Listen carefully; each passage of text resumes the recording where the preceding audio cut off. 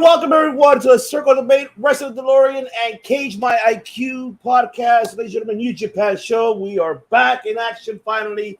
I know we took a quick, long break for New Japan, but we were just overwhelmed with a lot of professional wrestling been happening besides New Japan, especially with the drama that has been happening. So we don't want that to be a part of New Japan. We want it to be different culture.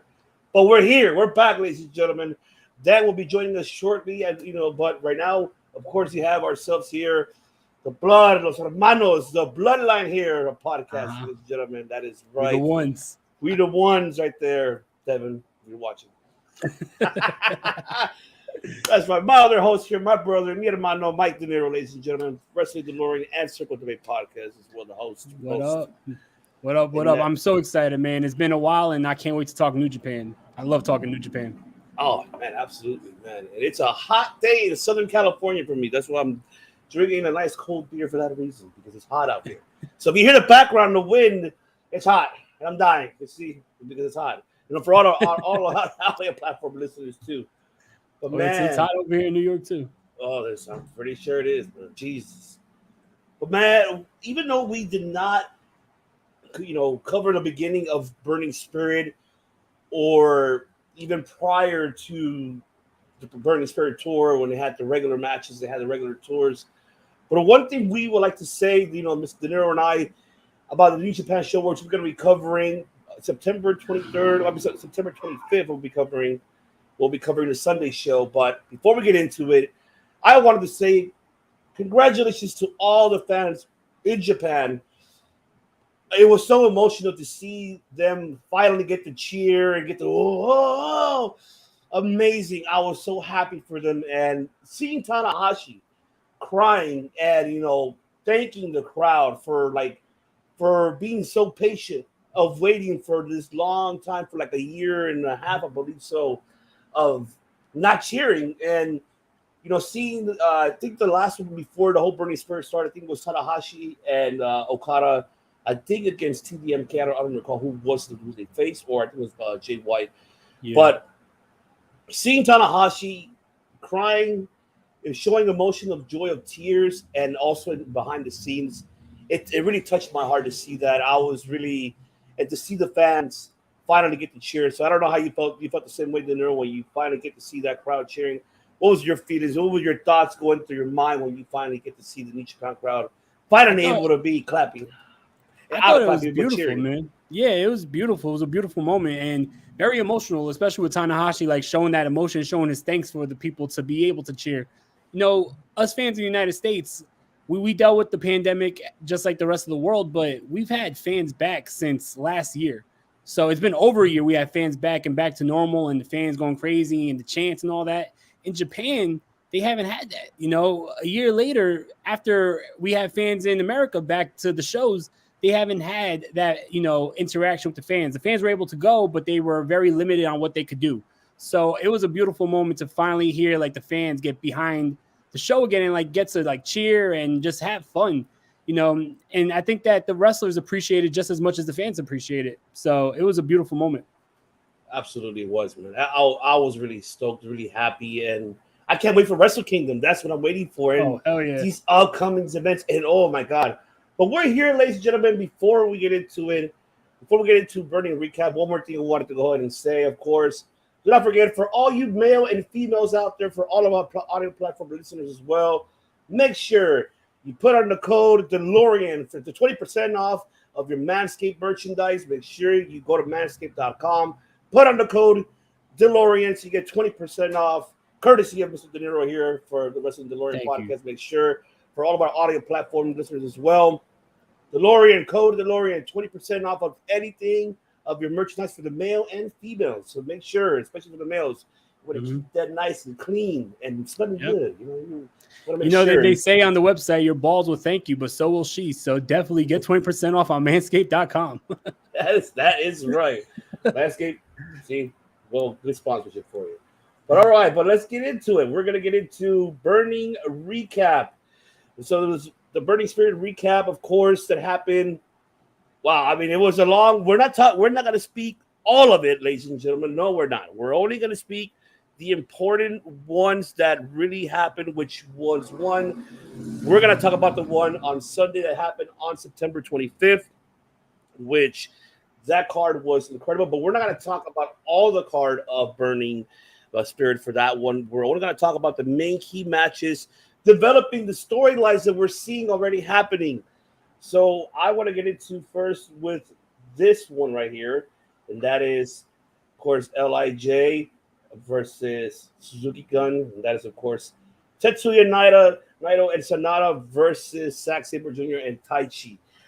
I wouldn't digress on this one. I love how this storyline for both of them, for all four of them, as a matter of fact, how it's going, especially with Naito feuding with Zack Sabre. We finally get to see them actually having a great feud, and it's so hilarious how, you know, Naito, of course, and then you see Zack Sabre. What are you pointing at? What's like, what the hell are you standing right behind him? Like, what are you looking at? What are you looking at? Standing right behind him. And of course, we see Sonata and Taichi having their, of course, who has the best tits in the game was in New Japan, of course, and switching off as. But I'm enjoying these feud for these four individuals, and it's leading to where it needs to, you know, lead up to. I know for a fact, which we'll get into the predictions for Royal Quest 2, but I'm waiting for how the Sonata and Taichi, are they going to put that one at Power Declaration? Because I don't see it on the Royal Quest card. But this, so far, I'm invested. This feud has been going on since the G1 for all four of these individuals, and even they continued after the G1. So, Denaro, give us your thoughts about this. You know, first of all, this match. I know it wasn't an incredible match, but however, it's telling the story how it's developing between these four individuals, their storylines right after the G1. So, break it down for us, brother. What do you thought about this? Yeah, I mean, the match was fun. I enjoyed the matchup. Like you said, it wasn't like incredible. It wasn't a classic, but for sure, it was fun. It was decent enough for me. And I like how they're basically intertwining two storylines at once right now with all four men, like you said. You got Sonata and Taichi, who's continuing to show respect to each other. Even on the English commentary, Kevin Kelly was like, why don't they just kiss already?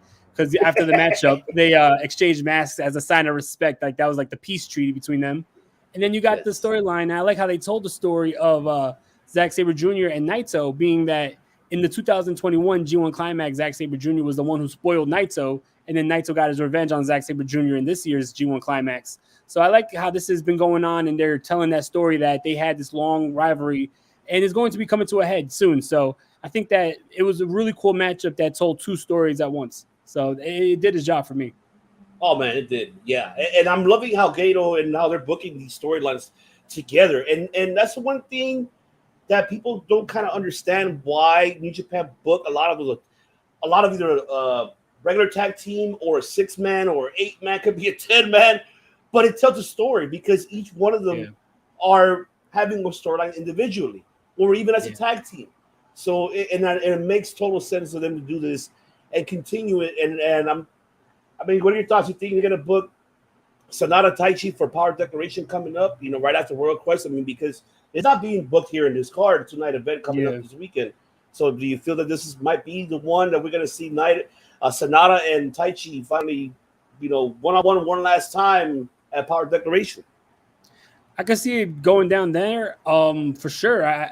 Either that or King of Pro Wrestling is also coming up soon too, is it? Right? That's right, yes. Yeah, right. so I can see it maybe going down there as well. So I think that they probably have one more one-on-one matchup, and then I could see them both leaving their respective factions and teaming up with each other. They've been showing respect to each other.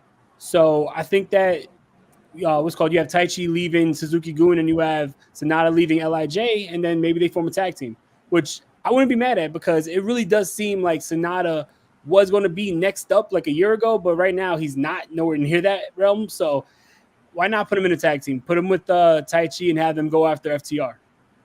Oh, I like that.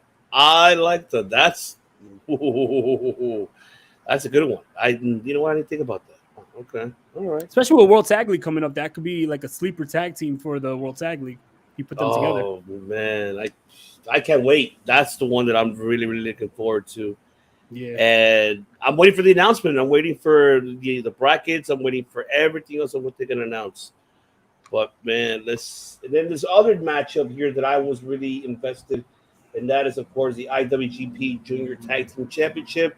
Taguchi and Master Wato versus TJP and Francesco Akira, of course, from part of the United Empire. Now, this match I really enjoyed. It was fantastic to see. Mainly for me, seeing Akira putting out what he could show, and another underrated star. And I'll be honest, in the beginning, I wasn't like, okay, he's just another guy, another regular, pro wrestler for me. I wasn't much invested of his character, even when he joined with United Empire. Yeah. But seeing the chemistry that him and TJP developed as a tag team, and then seeing what they could go with Master Wato and Taguchi. And mind you, that Taguchi is a legendary in the junior heavyweight division, along with Master Wato. But I could say this matchup I enjoyed it. It was amazing. Just that finisher, what TJP and Akira has, so devastating. But I'm happy for them that they retain first title defense for them. They finally retained. So now what's next? I mean, if we look at the junior heavyweight roster, who's next for to challenge for these tag team titles? So give us your thoughts overall about this match and who should be the next ones up to challenge these two individuals. Yeah, this matchup was really good. I really enjoy the team of Akira and TJP. I've been a big TJP fan for a long time. I mean, a long time. I'm talking about fucking the Puma days. I was a fan of his. So definitely, I think that it's really cool that it's the dynamic of the team is TJP is taking Akira under his wing as his sensei or whatever within the United Empire. This matchup was really good. A lot of action. And Akira, just like you said, he's growing on me too. I think that he's going to be a star. He's very young. And he could definitely continue to grow if he's going this pace and become a big star in wrestling. But putting him with someone like TJP, who's a veteran, who's been everywhere. He's been wrestling in Japan and Mexico way before everyone knew who he was on WWE, TNA, or anywhere else. He's been on the California scene and training in the New Japan dojo in LA. So the guy, if anyone has experience that could teach a young kid in the next generation how to go, it's TJP. So I love the dynamic of that team. I like Master Wato. I think that it's really cool that they have him teaming up with what's his name? Taguchi? Yeah, Taguchi. Yeah. Yeah, Taguchi. Guy, I always mess up the fucking pronunciation. What's going on, Tim? What's up, Tim? What's good, bro? That's right. Our brother from another mother right there. Make sure to subscribe to the Wrestling Index podcast, ladies and gentlemen. Hell yeah. Yeah, that is yesterday on the DeLorean. It was a lot of fun, man.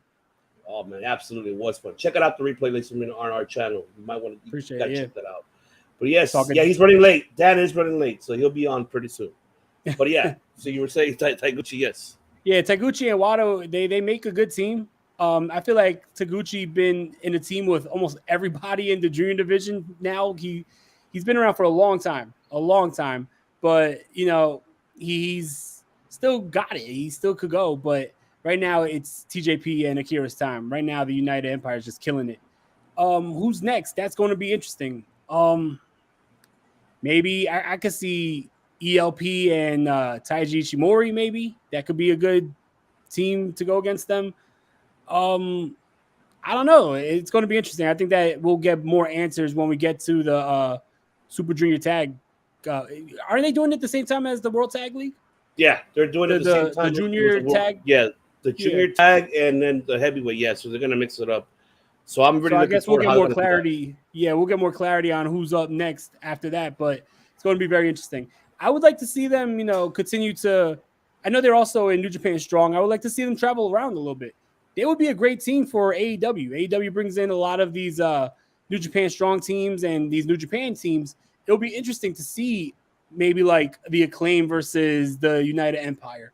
It would be interesting to have guys who are like, give them Matt Sydal and Dante Martin, like guys who are in that junior division and could go. I think that would be interesting. Oh, no, yeah, indeed. Another one that I forgot to add here, but I'm getting the picture now, which you mentioned ELP. I'm liking his welcoming in the heavyweight division because now, yes, that yeah. I love this match right here. Even though I forgot to add it on the card, but this one right here, seeing them fighting over who's your daddy. I'm your daddy. No, I'm your daddy. I'm like, it's so simple and so stupid, but so hilarious. So just to hear Shingo saying, "Oh, I'm your daddy. No, I'm your daddy." I'm really loving this, and this is a great feud for ELP to start in his debut in the heavyweight division. Now that after the G1, he already mentioned that he's done with the junior heavyweight, and this is a great feud to start with a former IWGP World Heavyweight Champion as Shingo, and of course they're going to have their matchup coming up, and I think there is remind you it's a KOPW one, and that's going to be a power declaration, and that's going to be for Who's Your Daddy's match. So I'm looking forward to how they're gonna do that one. So I'm fucking looking forward. Like that is like the least New Japan style like storyline right now, but it is hilarious because New Japan doesn't do too much comedy like that. It's a lot of more like subtle comedy that they do. So it's like a breath of fresh air when they do comedy like that. But to hear Shingo say after the victory, "I'm your daddy now" to El Phantasmo, and El Phantasmo's like, "No, I'm your daddy," and they like go back and forth. Like that's not something you expect when you're watching a New Japan show, but definitely that was a funny ass moment. Oh man, speaking, bring that up. Let me bring this picture. I have to bring it up because after the match, I couldn't believe he did it. I was like, "You son of a bitch!" Oh he's spanking him. Who's your daddy? Who is your fuck? Oh man, give him that discipline. That discipline that he was giving on El Phantasmo. That's how you know. That feud is gonna be something, man. I'm really loving it, and also this is the picture I was looking for. We switched on, but I wanted to see. This is where I love too about Taichi and Sonata, right there, the switching the mask. Was awesome. The peace treaty was that was awesome. That's why I could see them as a team. I could see them just leaving their respective factions because. Both of them been in fucking their faction forever. It's mix it up a little bit, you know what I mean? Sonata been in LIJ since LIJ was a thing, and then he was the first member. Oh no, it was Evil, right? He was the first Sonata. I believe it was Evil first, and then Sonata was second, and Evil and Sonata became the tag team. And then what's it called? Fucking Taichi been in Suzuki-gun for a long ass time as well. So I mean, switch it up a little bit. Have them. It doesn't have to be like they get kicked out or anything, but hey, we're not doing that right now. We're gonna go do our own thing and be a team and enter the World Tag League. Oh yeah, definitely. That'll be something. If just seeing Sonata and Taichi team up, oh man, I've been saying it for quite some time. I think that will be, and I can already picture them making their own stable, just a 4-man stable. I think maybe if they go to the 4-man stable, we'll be okay. Who would you add? That's a good question. I don't know who I would add. Who would I add for them? I don't know. Like, it's tough. But I like them as a tag team so far. I mean, that'd be. Oh man, I wish. You know who I would add if they had a stable? I would add Yujiro Takahashi. As much as I like him in the Bullet Club, he's another guy who could switch it up, and a little bit of a change could give him a little bit of a boost. So I think he would fit with them too. That's true. I think he could fit. You're right. I think that he will definitely fit on that. All right, and then I wanted to move on to. Let's see here. I'm trying to look for the damn picture, but I couldn't find out. But yes, the never open weight championship, of course. We had Carl the Machine Gun Anderson versus Hiroshitana Hashi.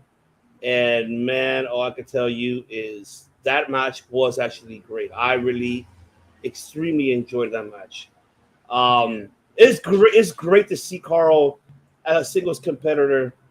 And I really enjoyed the fact that how he, it's been a while I haven't seen the New Japan version of Carl Anderson. And I think this match is different. Very, very different. And to see that, I was just like, woohoo! I was really happy. Tanahashi, of course, was short on the upset, but there was a lot of interference in this match. Of course, we did have big Doc Gallows interfering, but of course we had Toru Yano coming and making the save. And then from there, it was just interference after interference. And then the aftermath, of course, we did see Carl Anderson pick up the win. But then we see the Bullet Club beating up Tanahashi and Toru Yano. And then we see Tama Tonga trying to make the save as Jay White's come out before him. And then we're all beating up on Tanahashi, and then Tama Tonga comes out for the save. But then, we see Tama Tonga coming back, and then we see Hikuleo walking in. I'm like, oh, shit, what's going to happen? What's going to happen? And I was just like, oh, no. What is really going to happen? But no. Hikuleo turns on the Bullet Club, and he rejoiced with his brother. As now they are now as Hikuleo turns on Jay White and the Bullet Club, rejoiced with his brother, the Combatants of Destiny. And I was in shock. I did not expect this to happen at all. I did not see this coming. I'll be straight honest. Did not see this coming at all. So, man, break it down, brother. What were your thoughts when you saw this happening? Where you were like, "Oh shit!" Talk to me, man. I didn't expect it. I don't know how you talk to me, brother. Talk to me. No, yeah, I didn't expect it either. I thought Hikuleo was just not going to get involved with this because, Tama Tonga got kicked out of the Bullet Club a couple months ago, and there hasn't been much mention of what Hikuleo thinks about this because that's his brother. But I love the fact that they're telling the story that, family is beyond fucking faction loyalty because you see your brother get kicked out. You see your brother fighting your fucking leader. It's like, who are you going to side with? Of course, you're going to side with your blood. So I think that was a great moment. And it's really cool because, it gives Hikuleo something to do also. He's a big guy who's very talented, who always gets lost in the shuffle with the rest of Bullet Club. So here now he's going to get more, I think, of a push. And until Tonga Loa comes back, you could do Tama Tonga teaming up with Hikuleo as the Guerrillas of Destiny and see what they could do as a tag team. But for sure, I think it was a great moment. It didn't make sense to me for him to still be in Bullet Club as his brothers got kicked out because, that's just not realistic. That would be like if right now in the Bloodline, if they kick out Solo Sikoa and the Usos are cool with that. You know what I mean? It's like, nah, yeah, you're my cousin, but that's my brother. Like, come on, man. You know what I mean? So I agree with the decision to make Hikuleo leave Bullet Club and join his brother. Only thing I hope is this is not a double turn. I hope that this isn't like the Luchasaurus and Jungle Boy where they made the turn, but it's like really we see it again. Part of me could say, because I know Jay White will be facing Tama Tonga for the champion, and I just hope that it's not Hikuleo who screws over his brother to help Jay White win, and then that becomes a feud. It just makes more sense to me right now to have Hikuleo team up with Tama Tonga. Well, I mean, not only that, but if you notice too, the aftermath of that, I think Hikuleo's going to have something in mind, and that is, of course, the never openweight championship. As Carl Anderson was like, "What are you doing? What the fuck are you doing? Why? Why do you have a belt? It's all your fault, Doc. It's all your fault." I mean, that's very intriguing to see. Of course, Tama Tonga holding the IWGP World Heavyweight title. Then we see, Hikuleo holding never openweight. Yeah, I am invested. Why not? I wouldn't mind putting Hikuleo versus Carl Anderson for that never openweight championship. At least it gives something to do for Hikuleo. Why not? I'm invested. I think that would be. Imagine if they did put him the belt on him. If they did, and he could bring that belt to the States to New Japan Strong, which we've been dying to see to have here for quite some time. I don't know, man. I'll see why not. See what you could do with it. Like I said it. I believe it was the last episode of the New Japan show we did right before we took our little break. I was really stressing that the guys that you have on that teetering level is not going to really grow if you don't give him the chance to grow. So give him the title. If he fails with it, he fails with it. But if he doesn't fail with it and becomes a success with it, you have another star in your hand. So you'll never know until you take that chance with these guys. So with that being said, I mean, I don't think it really hurts Carl Anderson to lose that title. No, Carl Anderson, first of all, that matchup, I just want to say that matchup with Tanahashi was fucking amazing. I was seeing shades of 2012 G1 Climax Carl Anderson in that matchup because if you remember, I feel like that was his best singles year when he was in that G1 and went to the finals against Nakamura. I think that Carl Anderson as a singles wrestler is very, very good and underrated. A lot of people think of him now as a tag team specialist because of his teaming with Doc Gallows for like the last 10 years. But before that, he was a hell of a singles wrestler, and I like that he's getting that chance with the Never Openweight title to have more singles matches against top-tier talent like Tanahashi. But like I said, I don't think it hurts him to lose that title. And if he's going to lose that title, I want it to be against somebody who needs that push to go to the next level. So I'm all for Hikuleo winning that title. Oh, man, indeed. I'm looking forward to see how they develop that feud and what we're going to see at Royal Quest. But we'll get into that. But the main event, the one that was how Tim says, banger, banger, banger, banger, banger. Yep. I have to say it, Tim, if you're still on.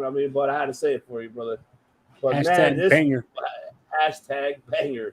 And that is the IWGP US Championship. David Finlay versus Will Ospreay. Man, I'm going to have to. Yes, I'm going to have to. Yes, it was. It was such good shit. It was good shit. If you have not watched this match, ladies and gentlemen, go back and watch this. Go to subscribe to NewJapanWorld.com and you can watch all your New Japan shows, ladies and gentlemen, and New Japan Strong. But yes, this match, it fucking delivered. Great storytelling, fire, and just overall from the beginning until towards the end. With this, with David Finlay smashing, Will Ospreay's fingers with a shillelagh on the table, he sold it very, very well. And then just seeing, Greg Gideon just trying to, wrapping up his fingers like, here, hold on, and then they pulled it back in. I think he dislocated them. That was a hell of a showcase that they did. I was like, oh. But it did sound nasty. I was like, oh my God. Like, even me, I want like this. He wasn't selling it. That shit was real because during the post conference, you saw the bruises. His whole fucking hand was bruised up. That was a real hit with the fucking shillelagh. God, man, that was a hard hit.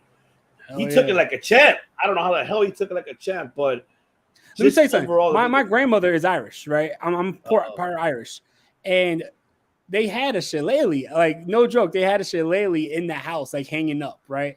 And when I was younger, I used to play with it, but that shit was heavy as fuck, right? I can only imagine if you hit somebody on the hand with that, because it was like 10 pounds, like it was a heavy ass, like it was like a mallet type shillelagh, right?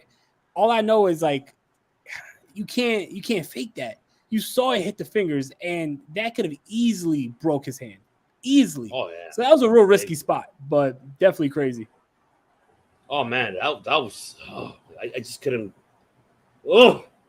That shit even hurts me. But overall, man, this match is the best that I've seen that David Finlay has done in New Japan. I know I might get shitted on that, but I've gone back and see other matches that he had. I think this is by far his best one. And Will Ospreay really put him over. And it made him a fucking star. And it was just seeing how he sold for David Finlay.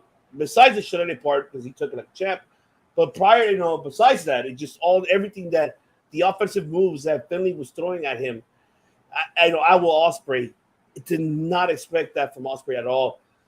But it was just, wow. This match I could watch all over again. I can literally go back and watch it again. This was really great storytelling, man. I'm speechless to this one, man. It really got me off the edge of my fucking chair when I was watching it. Like, it was so many close upsets. I thought Finn was gonna win it. I'm like, no fucking way. He's gonna win the US belt. And no, Ospreay came upset. What an upset after that. But then after the aftermath, which I'm now more invested in. I'm glad they're making this belt like the Intercontinental. And this is why. Because what do we see after? We saw one individual come out, hey, he of course, Ospreay was having a celebration, but unfortunately, some guy came out. Tranquilo. He said tranquilo. So he came out, and of course, there you have it, challenging Will Ospreay for a title shot for the IWGP US title. But then, of course, your good old-fashioned Zack Saber Jr. come out. Wait a minute, I don't deserve a title shot. I should get a title shot. I beat this guy in a J-Cup. You shouldn't get a title shot. But, of course, the winner of this should be the one facing Will Ospreay. And I will book this shit in a triple threat match. I don't give a shit. I will book this motherfucker to a fucking triple threat match. Gato, make it happen. Give me what I want. Please, damn it, for God's sake, make it happen because, oh my God, just Jesus, man. I'm happy they're making the U.S. belt now more prestige, and we have mentioned before about this. Since the U.S. the U.S. title was here in the States, they should have focused more on never open weight, which they did in some type of capacity. But now we're seeing now the IWGP US more up there like the Intercontinental one. So I mean, bring it down to us, my brother. Your thoughts of the match and the upcoming challengers. This matchup was a fucking banger, man. Like they went, I believe, 29 minutes, so like a half hour, and there was no rest periods. This was just nonstop, balls to the wall action. I love Will Ospreay's entrance with like all his accolades in New Japan beforehand, like really building up how much of a big star he is. And David Finlay is a fucking star, man. They mesh so well. I feel like this is a great matchup for both of them just because their chemistry is off the charts. We've seen it in the G1. We've seen it here. The chemistry between these two is off the charts. I would go back and watch this matchup any day of the week. This matchup is a main event on any show that you put it on. It was that good. Will Ospreay winning is just cementing that legacy, man. He is on fire right now. I could say, like, he's probably top 1 or 2 wrestlers of the year so far. Like, he has been on fire. Everything he touches turns to gold. Like he said in the post-fight conference, the man has not missed yet. You know what I mean? Every single time he's in the ring, he puts on a fucking show. As for the challengers afterwards, I'm very interested in both of them because you had, I believe, wasn't it the semifinals? You had Will Ospreay beat Naito in the semifinals of the G1 Climax. So that was a matchup that I would like to see be run back because it was a good matchup. But also, Will Ospreay and Zack Saber Jr. was a feud in England way before either man came to not the United States, but either man came to New Japan. They were feuding with each other, and it's a matchup that I saw. It was always either Zack Saber Jr., Will Ospreay, and Marty Scurll. Those were the 3 guys that were constantly feuding with each other and always had bangers. So I would love to see that matchup get ran back. But like you said, I think the best choice for all this right now would just to be a triple threat. Put all 3 guys in the ring, and I think you have a fucking classic on your hand. Especially right now, I feel like Naito is at the tail end of his career. If he's going to really have like a 5-star banger, you might need all the help you could get. So I wouldn't mind putting him in a triple threat matchup. I love that they're giving more prestige to the United States champion. I really do miss the Intercontinental champion. I love the Intercontinental champion in New Japan. So I like that they're making this like the next title up, right? So this is like the second tier. This is like the second title where it's like after you get the United States champion, next up will be the world champion. So I think that that's really cool that it's going up in the ranks and it's like building more prestige to it. But yeah, man, like as long as you got main events with this title that are to this caliber of matchup, it's going to be really interesting to see where they go with this. I think it's going to get to a point where this might be sooner than later more important or more intriguing than the world title match. I love Tama Tonga.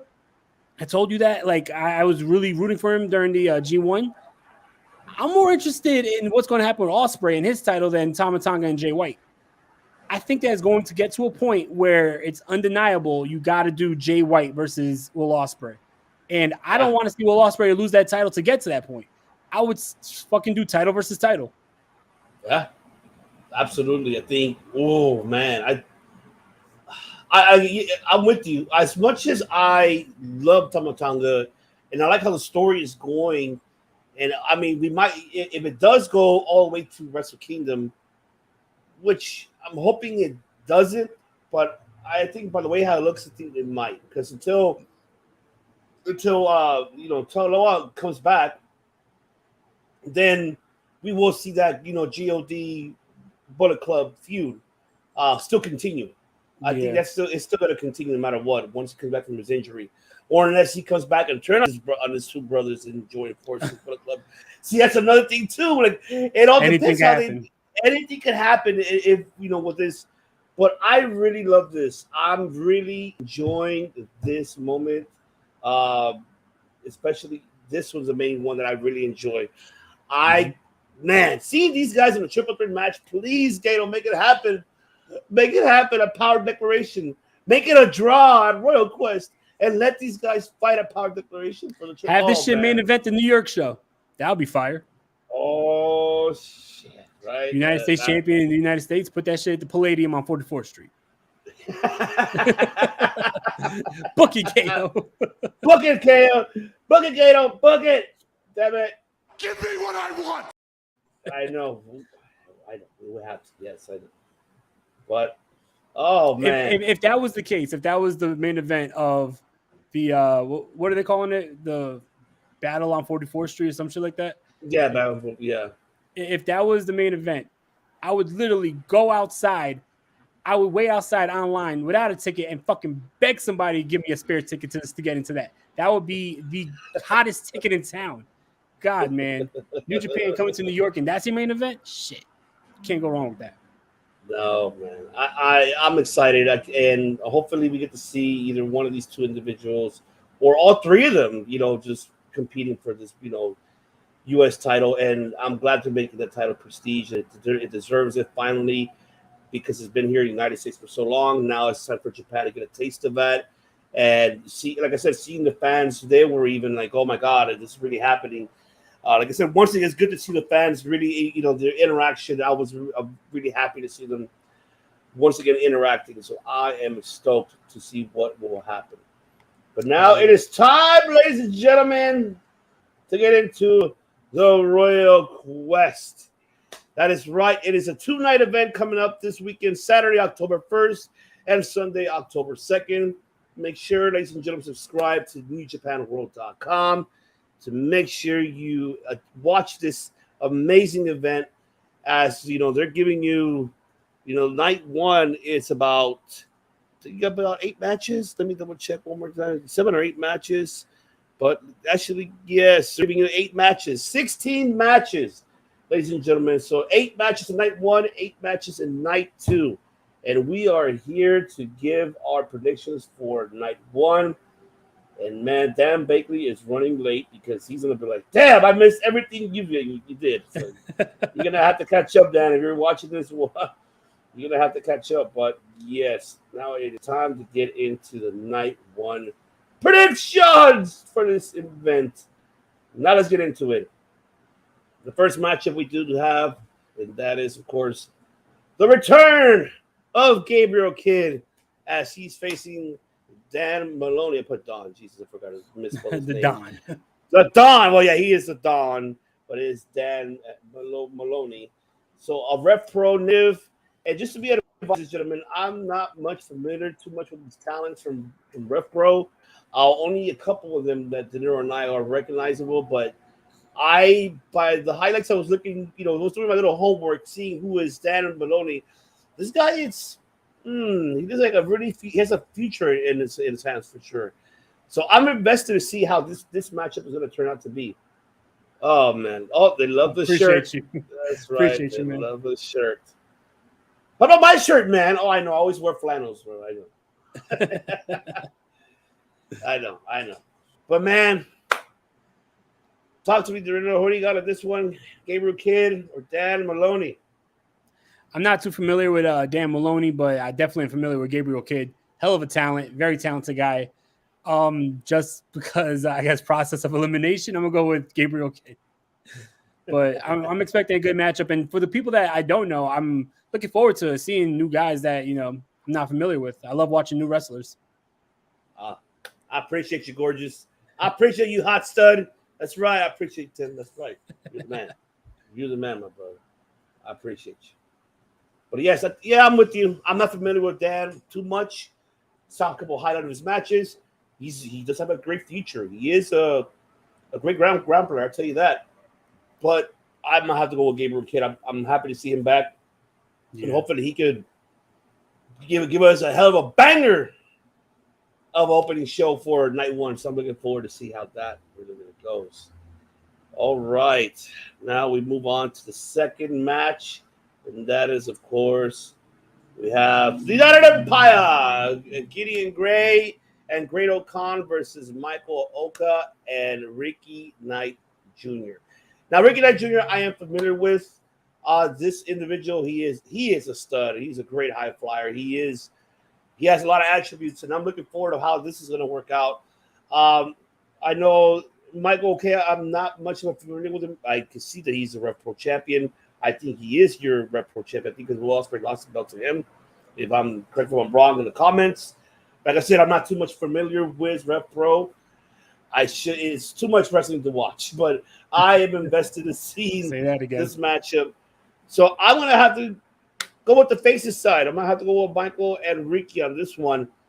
I like Gideon's gimmick, man. He's more your manager than a pro wrestler, honestly. He's like your Gato of Rev Pro, pretty much. I mean, this reminds me of. He's more, he's more of that, or he's more of Otogo. But I'm really looking forward to seeing this. I'm invested in the fact because you got these two, hot stars from Rev Pro trying to make the name themselves, and the UK's going to go crazy, which I am looking forward to see how that's going to turn out to be. So, what do you got on this one, De Niro? I'm going to have to go with probably Michael Oka and Ricky Knight Jr. I'm also familiar with Ricky Knight Jr., and he is a stud, like you said. I could see them getting the victory, hometown guys, for their not represent. This is a New Japan show, but it's in conjunction with Rev Pro. So representing Rev Pro here, I think that they get the victory, especially you got the Rev Pro champion. So I think that it's going to be good. Great-O-Khan, man, I'm just looking for an entertaining matchup because everything that Great-O-Khan does is entertaining. Even going back to the matchup at Burning Spirit, where it was him and Jeff Cobb versus Chase Owens and Balak Fale. Yo, those Mongolian chops, man. Every time he yells, cracks me up, bro. Very entertaining wrestler. And then the sitting on the head in the corner, he's a very entertaining wrestler. So I'm just looking for an entertaining matchup, but definitely I'm gonna go with the hometown guys with Ricky Knight and Michael Oka. Great-O-Khan is your Val Venus of New Japan. I'll tell you that. That's what he is to me. So that's Great-O-Khan for you. Good comparison. Very good comparison. Yes. If you follow Great-O-Khan on IG, and you'll see why I'm talking about. Oh yeah, he's a stud. All right, and then we do have a preview of course, the women's side finally, and we do have Kanji and Jazzy Gabbard versus Alex Windsor and Abel White. And I am looking forward because I'm familiar with Jazzy Gabbard. She's a great competitor. Kanji, I've seen her a couple of times as well. Windsor, I'm not too much. I know I'm going to get shitted on, but I'm not too much familiar with Alex Windsor. Ava White, I'm familiar with her quite a little bit, but I'm a big Gabbard fan. She is a phenomenal worker, and I am looking forward of seeing this tag match. And finally, history is being made at a New Japan pay-per-view. We're seeing the women are now here, but in the UK. I'm not talking about this. We saw it happen in Japan, obviously, last year, Wrestle Kingdom, Stardom. But, we're seeing now they're being added. So, I'm really invested on this. So, I'm going to have to go with Jazzy, Gabbard, and Kanji in this. I think this is going to be a hell of a banger match for these four individual women. I'm looking forward to see how they're going to deliver. I'm really, really invested on this one. So, what do you got, De Niro? Unfortunately, this might be another situation where I'm not too familiar with the wrestlers, but I'm just looking forward to getting to know new wrestlers. And I think that the women being on this show are going to show out. So I'm really interested in this matchup just because they're going to want to prove that they belong on this show. So I think that it's going to be really interesting. And yeah, I'm excited to get to know who all these new talents, because like you said, it's way too much wrestling to watch. So when it's, a lot of people that I don't necessarily have any knowledge about, it's a lot, but it's overwhelming. I'm just interested to see what happens. I'm a fan of new wrestlers, so I think that this is going to be pretty cool.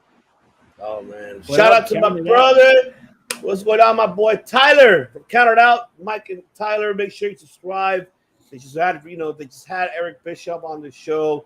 Check it out. Subscribe to the channel. They bring you the great pro wrestling content as well, besides us. But Mike and Tyler, they always do a fantastic job.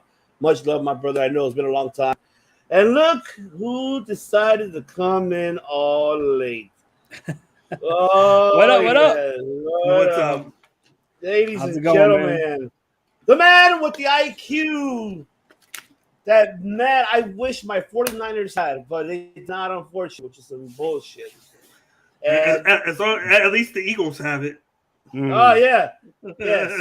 Your Eagles have it. That's fine. Oh, man, miss you too, brother, man. Hopefully we'll get together, Tyler. We'll get together, man. I cannot wait. Ladies and gentlemen, Dan Maloney. Of course, Cage Mike, ladies and gentlemen. He's here. He was just finished doing his sport podcast, and now he's here doing some New Japan. So, long time no see, Dan. You stepped in when we were just in the night one of the predictions. Third match of this one. What do you got on this one? I got Kanji and Jazzy Gabbard. I love Jazzy Gabbard. I like the fact that she's getting a chance right now. She was in the WWE for a short cup of tea, of course, through the Women's Classic, and I think she even spent time on NXT UK as Ginny's bodyguard or muscle before they let her go in the budget cuts. She said that she was kind of upset that they let her go. She was starting to get going there when she turned on Ginny, but now to see her doing great here, and one big thing that I was hoping on and glad to see is the fact that we get to see the women compete on New Japan and see them have this option. See the growth of the two companies. Now they can make this happen. And Jazzy's actually one of the wrestlers in that tournament. Yes. And then they just announced that Curry Scene is another woman that got added to it. She just got added a couple of days ago to that tournament. And I know a lot about Gabbard. I know a little bit about Kanji. I actually saw her at an indie show. And I know Abel White. I haven't seen too much of Alex Windsor, but I'm excited to see how they are. I'm excited to see what they give us in the ring. Like, I've always been a women's advocate in wrestling and how they hold their craft. I want to see how they do in the New Japan ring, because you know how different the New Japan style is, how they're going to be doing that. I'm excited to see what they give us on this weekend. Absolutely. Absolutely. Before I move on with the card, I'll let you digress for a little bit because we forgot, and I'll bring it to you because this is your moment. We were saving it for you, and I will save it for you because you're my bro. And of course, let's talk about this damn freaking. Talk about it quickly with this shit, man. What the hell was this? Never open weight tag team champion, Tornado Dog Cage Survival. Okay, so I watched it. Yes, so I watched this last night, and I showed you a picture of the funniest thing was seeing Jan walk out. Yo walk out with a dog, with literally a doghouse. He was walking out with the doghouse, dragging it. He had Yoshihashi walk out with the dog bowl and a bone. And I think at first, I only saw the one cage, but then you see that there's actually four cages at each corner.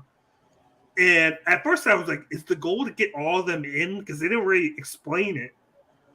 But then I guess the only goal was that you could use that to neutralize your opponents to gain a man advantage. And you saw it go back and forth. Like it was crazy. One of my favorite moments was when Yo put the doghouse on top of Sho, took a chair and smacked him in the side with the chair, and he just whiplashed on down, and then the doghouse goes flying in the air afterwards. And I thought that was great. You always see them go back and forth over the last year and a half, rivalry rise. This was other than just the confusion of the rules and what was going on, this was actually a great match because there was a lot of back and forth. I liked how they made the end was, of course, Evil and Yo. Of course, Dick Togo gets thrown in by himself. Evil sacrifices Sho and Yujiro Takahashi just to get, of course, your guy into the cage with them. And because they already had Yoshihashi on the opposite side, so all left was Evil and Yo. And Yo had a great burst of energy. He got him with the low blow when the ref wasn't looking. He got him with this finisher.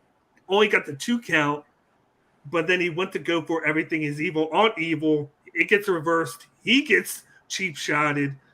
And then, of course, he does Everything Is Evil. And then he gets the pin. I wasn't a fan of the decision to give it back to, House of Torture, because they've just been rotating it back and forth. I agree. Hopefully there's a reason for it, for maybe like another faction to come in and take it from them. My whole hope, which is still possible, is that somehow we get the House of Black versus the House of Torture. Like a dream matchup, which now we've seen that Malachi and Buddy are not leaving AEW, that they just took a short amount of time off, and they kind of debunked Dave Meltzer and all of them who said that they were going and leaving for WWE. Yeah, the dirt cheaters. F them dirt sheets, man. F them dirt sheets. Yeah. No, I just didn't see the news article where they said that Vince Russo is now booking in New Japan, because this gimmick is so Vince Russo-esque. Yes. This is exactly a Vince Russo. I wasn't exactly mentioned that. They've already done Russo shit. And they've already done something like this with the dog cage, where you had to get all the members into the dog cage. No, they just had a dog cage at the side, where it was Dick Togo did it with what's his name, Yano, and then they kept the dog cage at ringside for the next match. And when, of course, Goto, Yo, and Yoshihashi won, they just stuffed all House of Torture in the dog cage. So I guess they decided to one-up it and make it part of their match here. This is leading to Kendall from Hell too. Yes. Yeah, they gotta have that third match now. They gotta have that third match, since there's no other 3-man teams right now. All these 3-man teams are busy right now. Al Snow's gonna be the special guest referee. Yeah. But this match was actually supposed to take place last week, but because of the typhoon issue over at the arena, they canceled the event and pushed it to at the other day. So they had to get this done. One thing that gets to me is, for a match that you're booking to be the main event of that card, it was midway through the card. It wasn't even the main event. They booked it halfway through, and they had 3 matches afterwards, which was kind of odd, because I was getting ready to kind of like fast forward just to this match to watch it, and I couldn't find it. And then I wound up figuring out that I actually fast forward through it already just to find it, and then I watched it. But for what it was a great match wrestling wise. I just thought they could have done it without the gimmick, because it's so confusing, because they had it, of course, in Japanese. They didn't have the English version at all yet. So, as a person over here who doesn't, who can't understand Japanese, I'm wondering, do they have to get one guy in each cage? Is that how you win? But then they're trying to pin people. I'm like, oh, so you can pin somebody? I was confused throughout the whole match until Evil actually pinned Yo and got the victory for his team. But it was like last night on the DeLorean, where we were confused about the main event of Halloween Havoc as well. Yeah. Exactly. Other than that, this was actually a great match with the wrestling. A lot went on. It was good. I guess they had to give the House of Torture a win because they were looking bad of late. But it's damn. It's I wanted to see Yo, Goto, and Yoshihashi hold it more. But I guess with the World Tag League coming up, maybe they wanted to take the belts off of them, so that, of course, Goto and Yoshihashi can do the tag league, and then have Yo do something else in the meantime. Whatever that is, who knows? But they definitely made him look kind of strong, even in a loss, because of the fact that he was the last guy in the ring with Evil. No, for sure. Right. Now back on to the Royal Quest Night 1 predictions. And now let's get into, of course, we do have LIJ and Suzuki Gun. And that is, of course, Hiromu, Sanada, and Naito versus Doku, Desperado, and Zack Saber Jr. And I'm telling you the story for night 1, but I know we'll get to night 2. But night 1 so far, I am loving this. And shout out to fucking Desperado, man. That match that he had up in Jesus. I think it could be match of the year, to be honest. You guys mask ripped off? Oh, yeah. Man. That was against Jun Katsai? Yeah. Yeah. The crazy monkey or whatever? Oh, man. Yeah, it was in Takamishinuku's, I think. Promotion. Yeah, mention of the promotion. Yeah. Shout out to Desperado, man. Another underrated star that I wish he could move up to the heavyweight, but he's going to be taking care of the junior heavyweight for now, which is fine. I don't mind. Why not? But Desperado, man, so underrated. Speaking of that, what are they going to do with the Hiromu? Is he going to finally move up? Because I feel like he's stuck and stagnant right now. I think he's stuck. I don't think they're going to move him up anytime soon. I don't think so. I think we might see him and Bushi competing in the junior tag league. I think that's I think that's what's going to wind up happening is that they do that to add another team. Yep. I'm intrigued to see what junior tag teams that they add from other companies. That's going to be crazy to see. But this matchup looks really good. I kind of wish, though, that instead of Doki, they had Taichi in it because, of course, I know you guys probably talked about the matchup from the other day, but yes, with Burning Spirit. Did you get the feeling that Sanada and Taichi were seeming like a future tag team? We were talking about that. I was like, yo, I said that. Watch, I think that would be cool if they both left their respected respective stables, form a tag team, and then join the World Tag League. Just how they were looking at each other, they exchanged masks, put them on, and then they took the pose, and they were kind of talking to each other. Whereas Naito and Zack Saber Jr. were just going at it. They were just mouthing off to each other. And then Sanada and Taichi were just like, whatever, you guys do yourselves. And they had already left the ring and talking to each other. Like, I just get that vibe that, man, are we going to go back to like the Noah days? But we're going to get Sanada and Taichi as like some sort of tag team fusion. That'd be cool. And that would have made the match better to see that progress a little bit on here, see if they progress that at all. But you know how New Japan works. They put Doki in because more than likely he's likely going to take the pin in this somehow as like the weak link. Over the past year, I've kind of noticed that that's literally what happens in New Japan. You can tell when a guy's in the matchup when he's going to take the pin because they kind of make it obvious now. They're just like, okay, he's in there. He's going to take the pin and to kind of make maybe Naito look stronger going into the next day because they're in England, of course. You got Naito versus Zack Saber Jr., which is going to headline night 2 since the tag team title match is going to headline night 1. I believe it is. I believe that's what it is. And then so I think Naito, Sanada, and Hiromu win. But you're going to get good moments from Zack Saber Jr. and Desperado.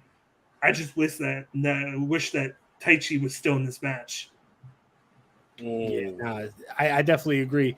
I think that it would have been cool if Taichi was in this match so you could continue the story with Sanada. Like I was talking about for Burning Spirit, I liked how for that tag match you had 2 different storylines intertwining with each other. So I think that would have been cool if Taichi was in this matchup as well. But yeah, I was thinking the same thing when I saw Doki in this matchup. I was like, he's definitely going to be the fall man for Suzuki Gun here. So yeah, I'm going with LIJ as well. But I just want to get to the match with Zack Saber Jr. and Naito already because I'm excited for that one. I think that's going to be a really good matchup the next night. But yeah, this should be a good matchup. And I'm a big El Desperado fan too, so definitely like always fun to see El Desperado. Yeah, you're gonna see him and Kyle Murado get ready for that junior tag league.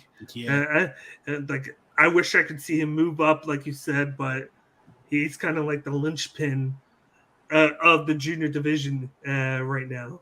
I mean, yeah, and not only that, mind you, that with Kushida out because of the infections that he has, so it makes it difficult right now. It kind of stagnated the heavyweight, junior heavyweight. So you need someone like Hiromu and Desperado to keep that up to par. Yeah, because he's going to be back.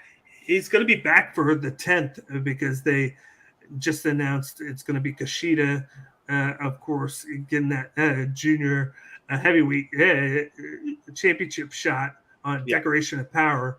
So that's going to be cool. But in the meantime, like the junior heavyweight division, it's kind of, I'm not going to say bleak, but with guys doing a lot more of the tag team, like Akira and TJP, and then you got Team 6ix9ine who are doing 6ix9ine that were doing the tag.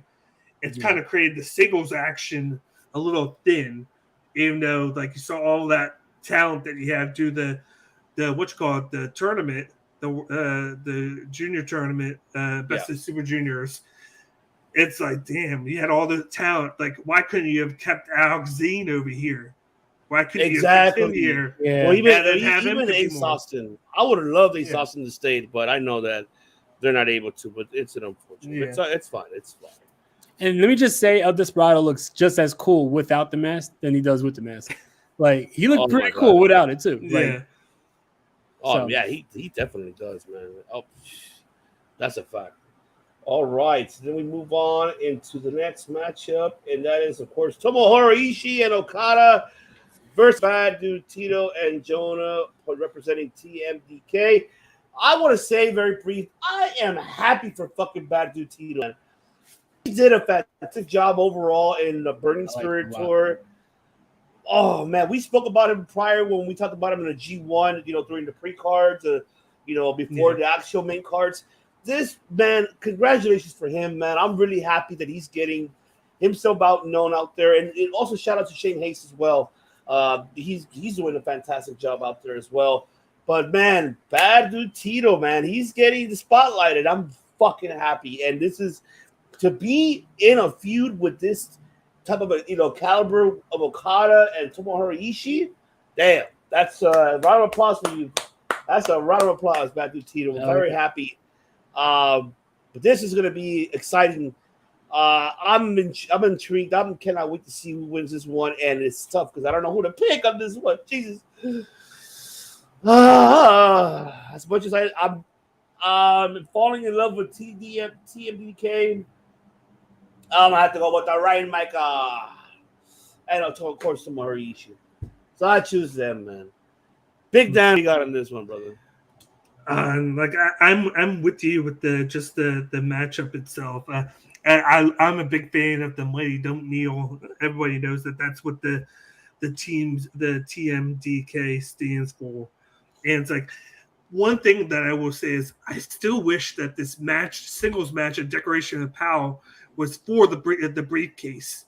I wish it was just like it was the year before and the year before that, because like we said, we've always felt like there has to be at least one defense or two, and this is the only guy to beat him in the G1, and you would think that he would get that chance, and it would be good for Jonah, even if he doesn't win, to have a great performance, and it would put him over even more, knowing that there's a big thing at stake here instead of it just being just a grudge match per se. But I think having the TMDK has been great for New Japan.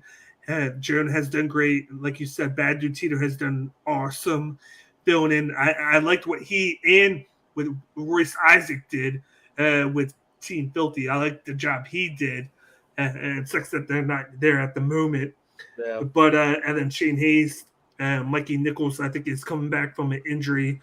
That's why you haven't seen much of him. But I'm going to go with them because if I feel like Okada's going to win, you want to make Jonah look very good so that when Okada goes over, that just makes Okada look even better, knowing that he had to overcome somebody like Jonah, who has looked just monstrous and just like at times unbeatable here. So I think they get it done. I actually think maybe Bad Dude Tito pins Ishii in this matchup. I think it's going to be something crazy like that. Okay. I like that. All right. De Niro, what do you got, my brother? I agree too with Dan. I think that just like we talked about Doki in the last matchup, I think that Ishii is in this matchup to take the fall. So I think Jonah's actually going to be the one to pin Ishii just to continue to make him look strong going into the matchup with Okada. Bad Dude Tito is really growing on me. I think that he had a great showing at Burning Spirit. The whole tour, he looked really good. And I think that he's going to be next up. And I like the way that he works together with Jonah. Like, they make a really good team. So I like this matchup. And stylistically, this matchup just works. But, yeah, I think that for sure you're going to have Jonah continue to, like, build his stock until he's taken down by Okada. But for sure, I think that he's going to be getting the victory over Ishii here for the team. Okay. All right. What year did they change the TMDK to the Mighty Don't Kneel? Because I remember when it was Haste and Nichols originally in Noah, TMDK used to stand for Team Murder Death Kill. Good question. It was after that. It was 81, right? TM 81, right? Remember that's when they were in what's called NXT. Yeah, and then they changed it to just the Mighty. The Mighty, yeah, they changed it to the Mighty. And they were more of like just a heel, like and they got all the members still there. The one missing is the only one left from NXT, and that's Duke Hudson. That's true. And everybody forgets that. Everybody forgets that he was part of TMDK. Oh man, I really forgot about him. Damn. Yeah. All right, and then of course we do have the next course. We do have Hikuleo, Hikuleo, Tanahashi, Tamatanga versus the Bullet Club, of course. Doc Gallows, the Machine Gun Carlson, of course, Gato, and the Switchblade, Jay White. This is not blonde hair stubby Gato from WCW Halloween Havoc 97. It's so different. Oh my god. So man, Dan, take it away, my brother.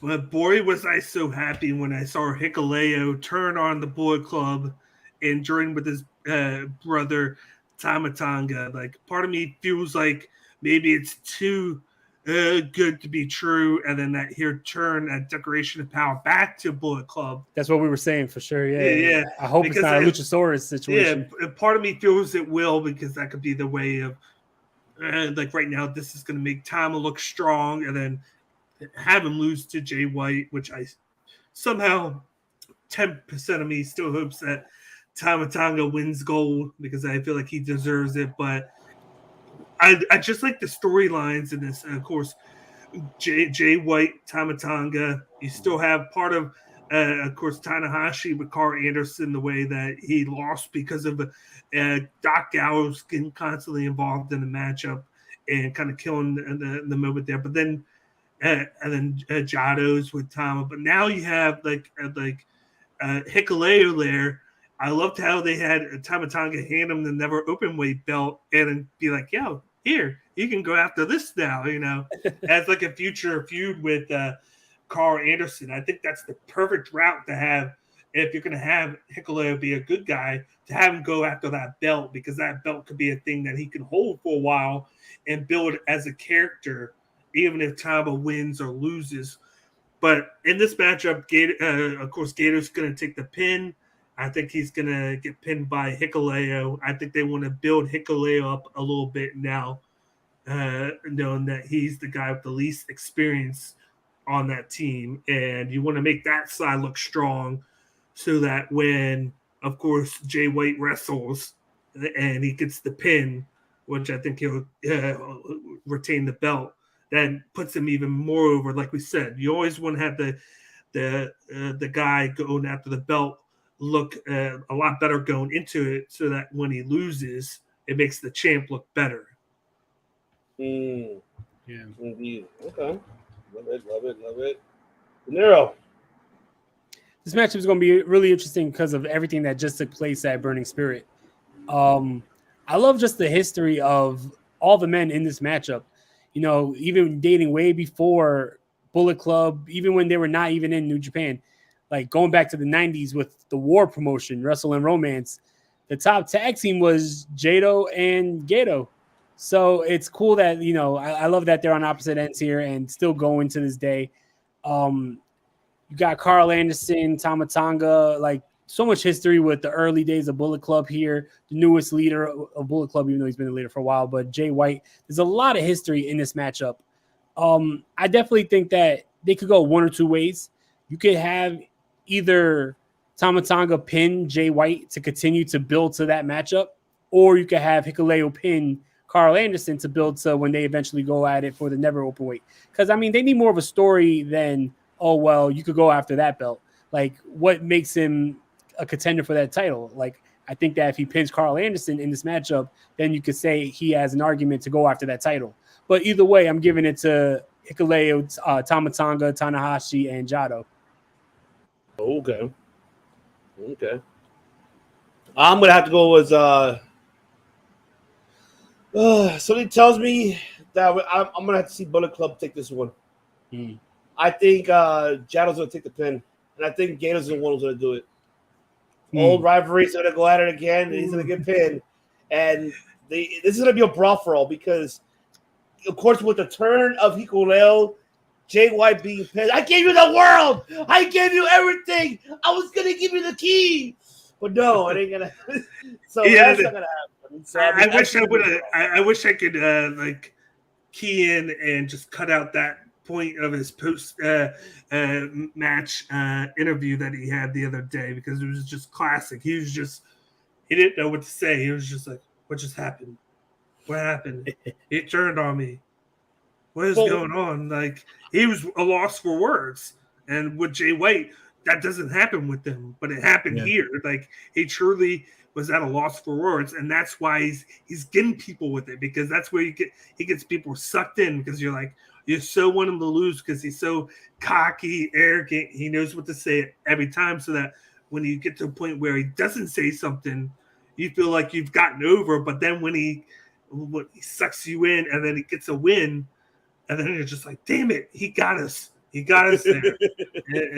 and that's where that element of surprise that New Japan's going to do, and with whatever they have up their sleeve, is going to pay dividends because of a guy like Jay White and how he is on the mic, in the ring, and in the back.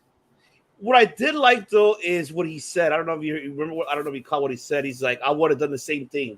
When he said that, when he said it in the post conference, like, I would have done the same thing. I would have just chose my family blood over family. And like he's okay with that. He's upset, of course, because he, that was his pattern one. He trained him. I guess mentally is what I mean. But Okada was. Jay White wasn't like, hey, him saying I would have done the same is classic. That's an instant old school promo classic for me 101. Because that's man, you can't. That's what scares me, that it's a double turn. I know. Jay White's not mad. It's like, oh man. Because when you think about it, it wasn't a family thing, but we've already seen Jay White when he was initially offered a spot in, of course, Bullet Club. He turns on Kenny Omega, and then goes to Chaos, but then he goes and then he uses Chaos, and then he turns on them to actually go back to Bullet Club to take it over. So it's like, that's why you're like, okay, Hikuleo was there a lot long. Why is the our son coming here now? What's gonna happen? Just like you said, it's Luchasaurus. Could it be Luchasaurus all over again? I'm just happy. Go ahead. I'm just happy I'm done seeing Hikuleo chokeslam and Gideon Gray. That's all I know. I'm done seeing that. Yeah, right. No, but I was saying earlier in the show that the only thing that's weird and it's making me think that it's a double turn is when they kicked out Tama Tonga and Tungaloa, Hikuleo stayed with the Bullet Club for a couple months now. So why would he not choose family when they got kicked out? Why now all of a sudden are you like choosing family? So that's why it's like, is this just a way to turn his back on Tama Tonga?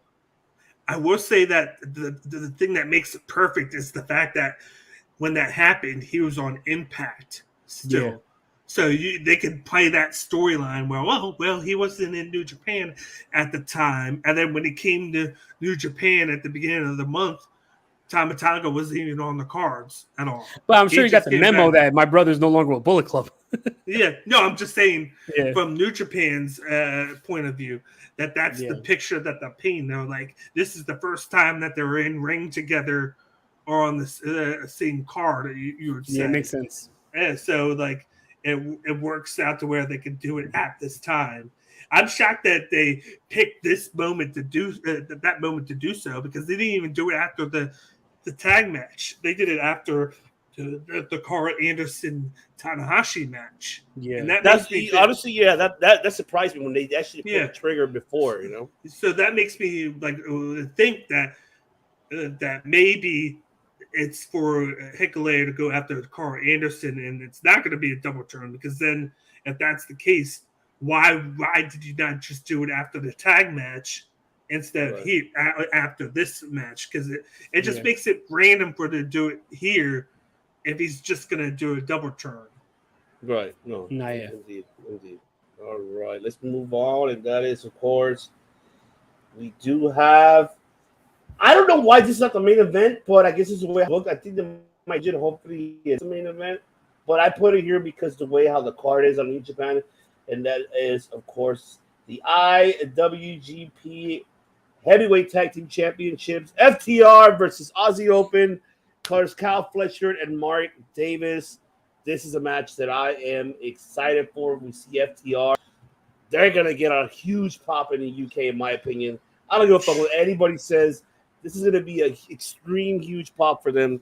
And I am fucking excited. I am stoked to see FTR. I love their music. I like how they actually have music now, because, like, for the longest time, they would just come out to Osprey stuff or to United Empire. Yeah. And now the fact that we actually get to hear their entrance music, which is fire, like, I think it's one of my favorite right now, and how they come out. And they've been a team that this has been teased ever since the Nashville show.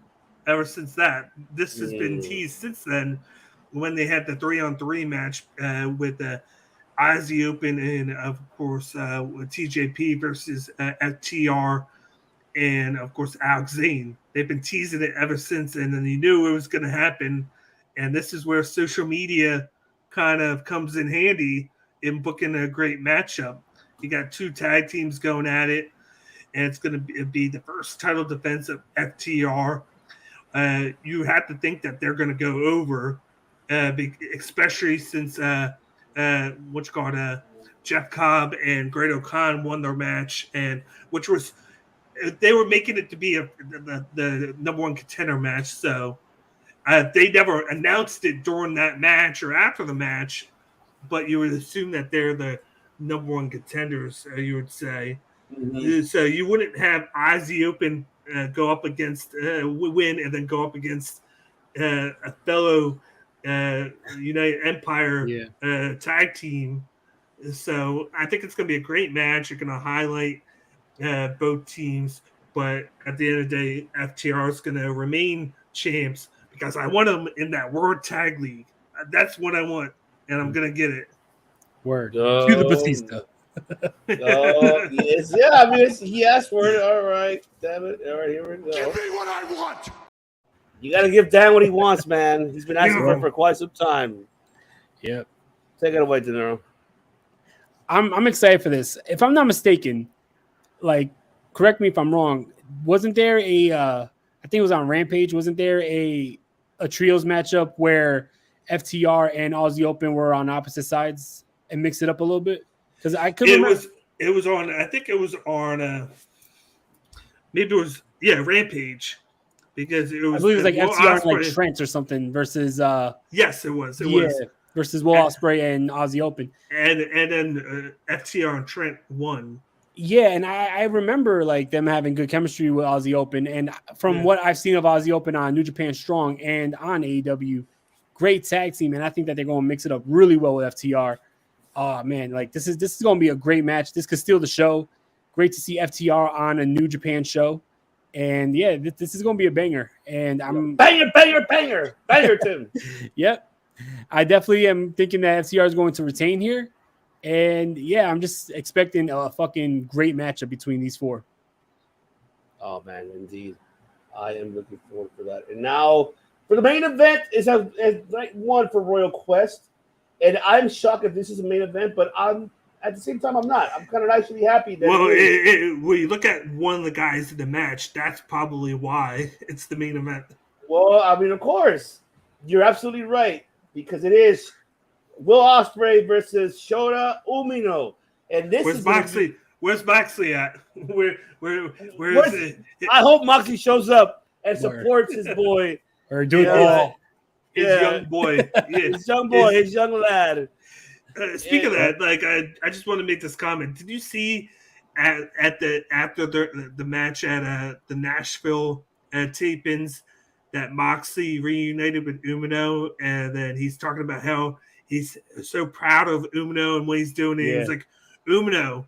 He was like, what's the three main points of the Book of Moxley? And he goes, kick ass, and kick ass. And he's like, great job. And I like how he carries like the jacket around, just like Moxley would. I just love everything that he's done in Rev Pro. Like, he's created a great character. He had the great match with Pac for the All-Atlantic Championship. That was a great match, by the way. Which was really good. And he's creating his own style since being like a young boy.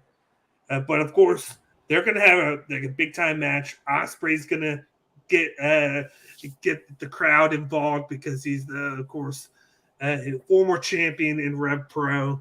He gave it up, so he wasn't doing too many dates. He's going to be the hometown crowd here, and Shota's going to give him all he got, but then Ospreay's going to win. Mm-hmm. All right. What do you got on this one, De Niro? Yeah, Ospreay's definitely going to win this matchup, but I'm expecting a great fucking matchup because Shota Umino has been showing out lately. The matchup he had, he fucking was amazing in that matchup with Pac for the All-Atlantic. He was amazing in that matchup at Forbidden Door, that trios matchup with the Jericho Appreciation Society and Minoru Suzuki. Shota is a fucking stud, but right now it's just Ospreay's time. Ospreay is on another level. I was just talking about during the Burning Spirit review that everything he touched turns to gold. He even said in the post-conference, I think that without a doubt, he's going to hold on to this title for a while, and we're going to get the main event winner of the next night versus Ospreay. So I'm definitely excited to see that. I'm excited too. I'm happy for Umino that he's main event. If he's going to be main event, I'm very happy that he does. How you guys both mentioned, he's an uprising star, especially in Rev Pro. He's doing wonders in the character he's developed. That Moxley guidance. I'm happy for him. Now, can we get Shota Umino and Konosuke Takeshita one-on-one? I want to see that. Ooh, I want to see yes. Hell yeah. Book that shit. I would have booked that match. How about that? Winner gets a Cinnabon. There you go. Hell yeah. That's right. Who wouldn't want that? Exactly. That is right. Tell them all, man. Hell yeah. There you go. Now we move on to night 2, ladies and gentlemen. We're almost here to the finish line. The last 8 matches for night 2. And that is, of course, the opening matchup for night 2. Let me go to the card myself because I have to look at it here. And that is, let's see, we got the Suzuki Gun. That is Desperado and Doku versus, of course, Robbie X and Michael Oku. So this is the one that I'm intrigued. 2 Rev Pro natives versus, of course, 2 junior heavyweights here. What do you got on this one, Big Dan? I've actually seen he's been frequently in Garden State Pro, Michael Oku, because at the time last month he was a champion and he looked well in one of the matches there. So I got a little bit of taste of him and I like what I see. I'm not familiar too much with Robbie X. So I'd be interested to see what happens in this match because, of course, we always say Doki's there to take the pin, but here I'm not sure.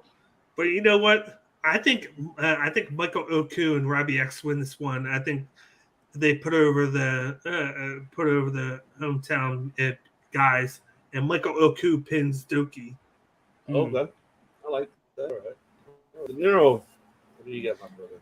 Yeah, Michael Oku, I seen some of his stuff on Rev Pro. I knew he had a good matchup with Will Ospreay. Robbie X, I've seen one or two of his matches. Not too familiar with him, but I think that it's going to be a good opener. I think that they might also give it to Michael Oku and Robbie X, representing their home country. But then again, who knows? I mean, Desperado's the biggest star in this matchup, in my opinion. I think that he might get the victory as well. So this could go either way, in my opinion. I don't know. I can't gauge either or. Yeah, it's tough for me too. But I'm about to go with the hometown heroes. I'm going to go with Robbie X and Michael Oku. I think that they will probably get this win. I'll be a great opening match to see, though. I wouldn't mind to see. I am familiar with Robbie X, of course, like I mentioned. Great star. I think he's another great uprising star. So I'm looking forward to see how this is going to match up. So I'm going to have to go with the Rev Pro ones. And, of course, we do have another Rev Pro. That is, of course, we have Tanahashi and Sonata versus Luke Jacob and Ethan Allen, of course, ladies and gentlemen. And man, this is going to be a tough one. What do you got on this one, Big Dan? I'm going with the Hiromu and Sonata. I think they're going to get the win. I do like Luke Jacob and Ethan Allen. I like Luke Jacob a little bit more than Allen, but I feel like you got to push Takahashi and Sonata. I know it being in England, you kind of have to book a certain way to make some of the talent go over, but you still got to book your own New Japan talent as well.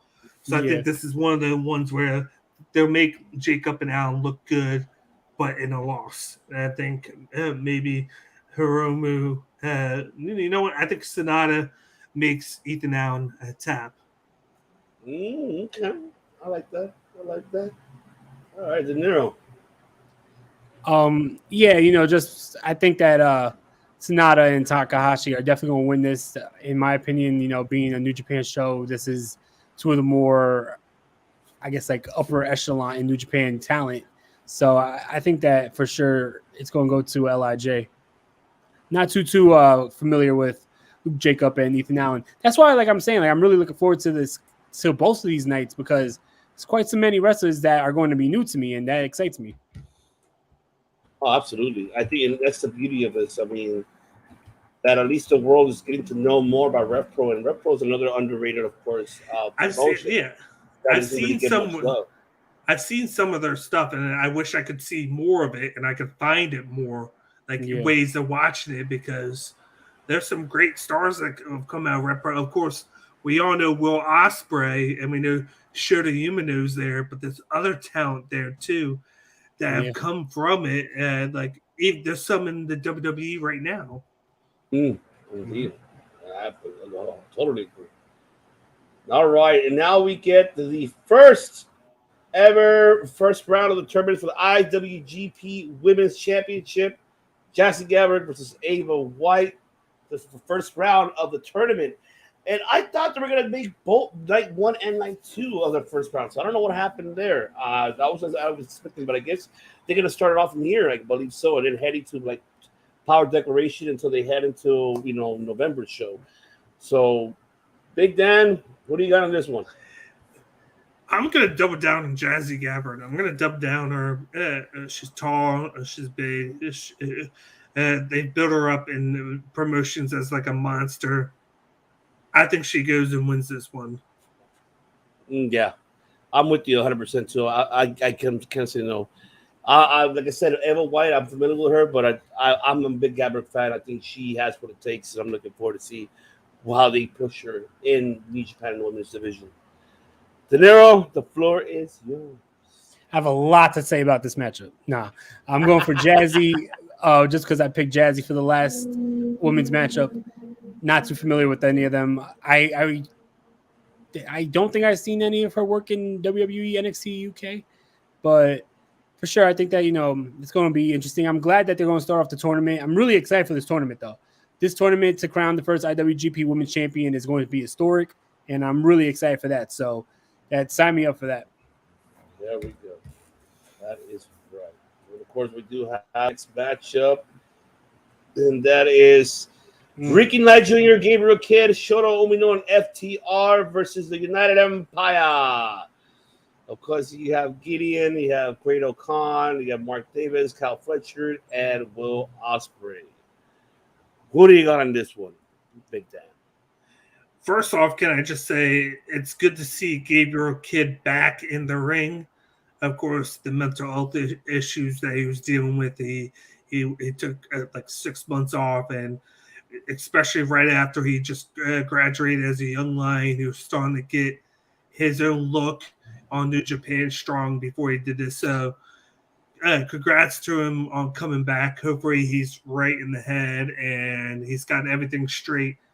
But I think you would have to go with this is tough because, of course, United Empire is strong, but the big thing here is you don't have Jeff Cobb back there. You got Gideon Gray, who, as you've seen, he's the money guy of the group. He's the guy that created. He's their creator, and you've seen him always take the pin in matches. I think both sides look kind of strong in areas. I think the left side wins. I think Gideon Gray is going to take the pin, but it's like, who's going to do it? I'm going to go out and say Gabriel Kid pins him. Okay. I feel like because I believe he is from England too. Or no, actually he's from Australia, but he trained in England before he became a young lion. And I think I think either he or Ricky Knight pin Gideon Gray. Okay. All right. De Niro, what do you got in this one? There is so much talent in this matchup, and that's really awesome, man. It's going to be interesting. There's another one where it could go either way. I could see United Empire winning this, though, just to keep them strong. I could possibly go out on a limb and say I could see Great Khan getting a victory over one of the members of FTR just to build towards Great Khan and Jeff Cobb versus FTR down the line. But, this is going to be an absolute banger for sure. Banger. I was shit out of me. I was thinking that, but then I'm like, damn, why not have Cobb in this then to make it even better? I'm wondering if it has to do with that's where it gets issues. me. I'm wondering if it has to do with visa issues. That could be the case too. The same with Taichi. He's not here. Visa issues. That could be the case. You never know. All right. With me, I'm gonna go with. Well, I have to go with. We'll go with FTR, Gabriel, Shota, and Ricky. I think who takes the pin on this will be Great Khan, and the FTR doing, of course, their finisher on Great Khan, and I think he will take the pin to. See, I'm doing the opposite. You're doing the one. Okay, Great Khan pins will either. Yeah. I'm doing the opposite. I think they'll do the finisher on Great Khan, and I think either one of the young. I mean, either Gabriel, probably Ricky Knight might get the pin for them. Since he's a hometown. Maybe you might see that. Maybe I could see that with Great Khan then being mad, and then maybe you have Great Khan and because they already won that match with Chase Owens and Battle of Fale. That was supposed to be a number one contenders match, so it's like a build for that. Unless you want to build up to Great Khan and Jeff Cobb winning the World Tag League. If that's the case, I just don't know. But at the end of the day, what you don't want to see FTR take Gideon Gray's pants like Chase Owens did, right? Oh yes.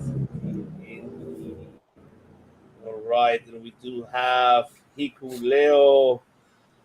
And of course, Tanahashi and Tamatonga versus the Bullet Club, which I'm looking for the damn picture. Where the damn picture is that again? Where are you, damn you? I just had you uploaded. I think it's here. Oh, yeah, it's right here. Thank you. Jesus. Let's see. Is that it? Oh, no, I'm putting the wrong picture again. I have to look for it. But yes, that's the matchup. What the hell is it? I just had it a moment ago. Jesus Christ. But yes, who do you got on that one so far, Big Time? I'm just looking for a damn picture. What the hell is this? Yeah, so it's Tanahashi, Hikuleo, and Tama Tonga versus Gallows, Anderson, and Jay White. This is going to be fun because it's just going to be 3-on-3. You don't really have any weak links per se in this. Yeah, we went, well, at least majority of us went with Thomas' side last time. Maybe this is the side where you give Bullet Club the win here to even things up, and maybe have Carl Anderson pin Tanahashi. Okay. I mean, I chose Bullet Club on night 1. So Yeah. I see night 2, I think it'll be Tama Tonga pinning Carl Anderson. Oh, no, actually, no. Hikuleo pinning Carl Anderson. And there it declares for his shot at the Never Will Openweight Championship. Heading to Declaration of Power, I'm pretty sure they have to do it there. Because there's no matchup lineup as of yet. So I would not be surprised if they book it that direction. So as I say, night 1, Bullet Club. Night 2, I do see Hikuleo pin Carlson. And from there, head to the developed storyline between Hikuleo and Carl Anderson for the Never Openweight Championship. I could see them holding that because he just defended it. And so I've never seen New Japan do that where they'd have a title get defended 2 times in 2 weeks. Why not? I mean, shit. I wish it would get why nodded. I wish that would happen. It would just I think it'd be rushing that storyline with the match, and maybe they just kind of tease it right now, and then they do it at the Autumn Attack one at that. Yeah, but here's the thing though, because remember Tanahashi, he's going to Noah because he has to get ready for Keiji Muto because he has a 6-man tag, and when you saw the post conference, he's like, "Oh, I guess it's not my destiny, to head towards it." So he has another destiny to go to, which I don't know what is it, but I think he's gonna have to be more involved with that. Then that's why it opens the door for Hikuleo, but they could extend that storyline. But that makes a good point why Carl Anderson could pin Tanahashi, since he's going to be going away and he's not for a little while, and he'll be busy, so he can afford to lose, and he can still have Hikuleo look great against Anderson in the match and look dominant, but then he loses without getting pinned. And same with Tama Tonga. You can kind of write out Tama Tonga and Jay White, but then it also is like Doc Gallows in this whole thing.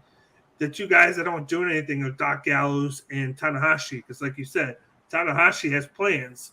Doc Gallows has nothing, so it's like, where does that leave him? It's like you could see him get pinned somehow. I want to be shocked. I'm just going with Anderson pinning Tanahashi. Okay. All right. I'm going to keep an eye on that. I'll message you in the chat. If it is true, I'll be like, son of, I swear that, I'll have to play. That's why I got the IQ. You son of a bitch. I was like, damn. You got it right. Nitro, who do you got, my brother? Yeah, I mean, it would make sense for Tanahashi to take the fall from Carl Anderson. I don't know. This is going to be interesting because I could see them keeping Tama Tonga looking strong. I could also see them, giving Jay White a win. I don't know. This is another one that could go either way. I think it's going to be a tie. Now, I think it's probably time limit. A time limit? Yeah. Is that what you see? Oh, man. You gotta yo, what the fuck? Yeah. Since I picked Tama Tonga's team the night before, I'm going to go with Bullet Club this time. Okay. Right. Watch it be like Tama Tonga hitting his finisher on Gallows and pinning him. What's that? To wait and see. And now the moment we've been waiting for, we're almost there to our finish line, but we got Kazuchika Okada versus Bad Dude Tito. And now, like I said, I'm happy for Tito, man. It's a big opportunity for him, man. Your bucket list just happened right now, Bad Dude. And check that off, my brother. And mind you, we follow each other on Facebook. Their personal profile. We know each other. I don't, keep that private. But yes, I'm happy for you, man. Very happy for you. Private as everybody watches live. I know, right? Well, yeah, they don't know. They don't know too much. But he can only know just a little. But I'm happy for him, and this is going to be very fascinating to see. I think, for me, I'm just going to go right quick. Okada, of course. But I think Okada's going to make Bad Dude Tito look strong. He's going to make him look strong, I think. And that's what I love. As much as I can dislike Okada, because he's like your John Cena of New Japan. Because especially Gato, you fucked up. Or I don't want to get into the G1 because that's another topic that we could go debate for another hour, which I don't want to do. But yes, even to that point that I dislike Okada. But this will make a lot more sense to see Bad Dude Tito, delivering a banger match with Okada and Okada putting him over, making him look strong, just like he made Jonah, just like he made Tom Lawler look in the G1. He's going to do the same thing for Bad Dude, and I'm looking forward. I'm excited for Bad Dude Tito, man. And like I said, I got Okada, but other than that, I'm excited for Bad Dude Tito. He's getting his night 2 singles matchup. I'm stoked, man. I'm really happy. What do you got on this one, Mr. IQ? I'm going with you. I got Okada. You got to make him look strong. He's going to make Bad Tito look like $1 million even in a loss. And we've all said that we've been impressed what he's done on the Burning Spirit tour. This is a way to get him that one-on-one match that he really hasn't had, being behind Jonah. And we're going to see a lot in this matchup, which is good, especially on the TMDK side. And you might even see him have a couple close calls with getting a 3 count, but you got to have Okada win the match going into that big matchup with Jonah at Declaration of Power. All right. De Niro, floor is yours. Yeah, same thing like you guys said. Bad Dude Tito is going to have a good showing. Okada's going to make him look like $1 million, but Okada needs to win this matchup. I'd be absolutely shocked if Okada does not win this matchup. So I think that for sure Okada wins this, stays strong going into the matchup with Jonah. I swear, if that does happen, I'm going to be messaging you guys because I'm going to be like, how it will be, because fuck, if that does happen, I'll be in shock, man. And yeah, I'm not in shock to this one here, though, but we're going to get it. And I think it's going to develop to the developed storyline of Okada and Jonah. We're getting Tomoharishi versus Jonah. We are going to see Jonah probably. I hate to say it, Tomohiro, but he's not going to get your ass whooped on this one. I hope you could deliver a match to this guy. I know it's your last run. Should be your last run, because the last thing I want is to see you. You got knocked the fuck out. I don't want to see that. No. You need to stick with the young lions Suzuki's doing. Do that at least. No, man. Jonah's gonna dismantle you, man. I will be if he picked him up. I will be like, fuck, but we'll see. But I got Jonah, of course. He's gonna take it. I'm just cringing for Ishii, like, don't get hurt. But I don't know. We'll see. Take it away, then. This is going to be a good match. I feel like he's going to carry his own in this one, but you're going to see a lot of, just like with the All Out with the Ishii match with Kingston, where they're just staying there and chopping each other. You're going to see a little of that in this matchup because you got 2 big guys. But, he just doesn't have anything for Jonah's athleticism. Like, a lot of people don't realize how athletic of a guy he is, even though he's that big. Just the fact that he can go on the top rope and do the things that he does is very impressive. And you're gonna utilize Ishii's power and strength to make Jonah's athleticism look out of this world. That's what he's gonna do. Ishii's going to have a couple close counters, but Jonah's going to get him at the end, and he's going to win with the torpedo off the top rope. Torpedo. Oh, Kevin Kelly would say like, no, damn it, you got to see the full thing. I remember when you know how we talked about it, like fuck, man, it's fucking Kevin Kelly. And can I say, was I the only one that thought that the commentary was a little off for the other day, where it felt like they weren't talking into the mic half the time? They were doing it remote from their houses. That's why. Oh, so like live? Yeah, they were doing live, but it was remote because Kevin Kelly, he said he was in Pennsylvania, and the other dude, I've got his name, he said in his house in England. So. Okay, because like usually when they do like the recordings of it, it sounds fine, but this time it seemed like off, like not like the sync of them with the match, just like on the mic. It seemed like they weren't talking into it, or like the how they had it plugged in was just wrong. It's funny because there was a part, I believe, in the opening matchup, if I'm not mistaken, where Kevin Kelly says, "Get closer to the mic." Yeah. Yeah, so they were doing it remotely. Yeah. I think they'll be in attendance for this weekend's Royal Quest. I know, probably so. Yeah, I would imagine so. They have to be. I mean, that's a must. Hopefully they are. I wouldn't mind. Man, I wish Ash Archer was there to go comment. I love his commenting, or even Tom Lawler. I would love to see another comment. Or Shingo's daddy. ELP. No, I'm your daddy. Money. He's my daddy. No, I'm your daddy. No, who? ELP's money on commentary. Oh hell yeah! Somebody tell me what a Who's Your Daddy match. What is that gonna be? That's what the dinner I was saying earlier. Like, what the fuck is that gonna be? What is Vince Russo? Oh my god, Vince Russo. Russo, if you're involved in this shit, man, no one would hire me. I had to go to Japan, bro. Nobody will hire me, bro. Nobody will hire me at Target, bro. So you don't have to go to Japan. Bro. As crazy as a match title that it is, that storyline has been money between those two. It's fucking entertaining.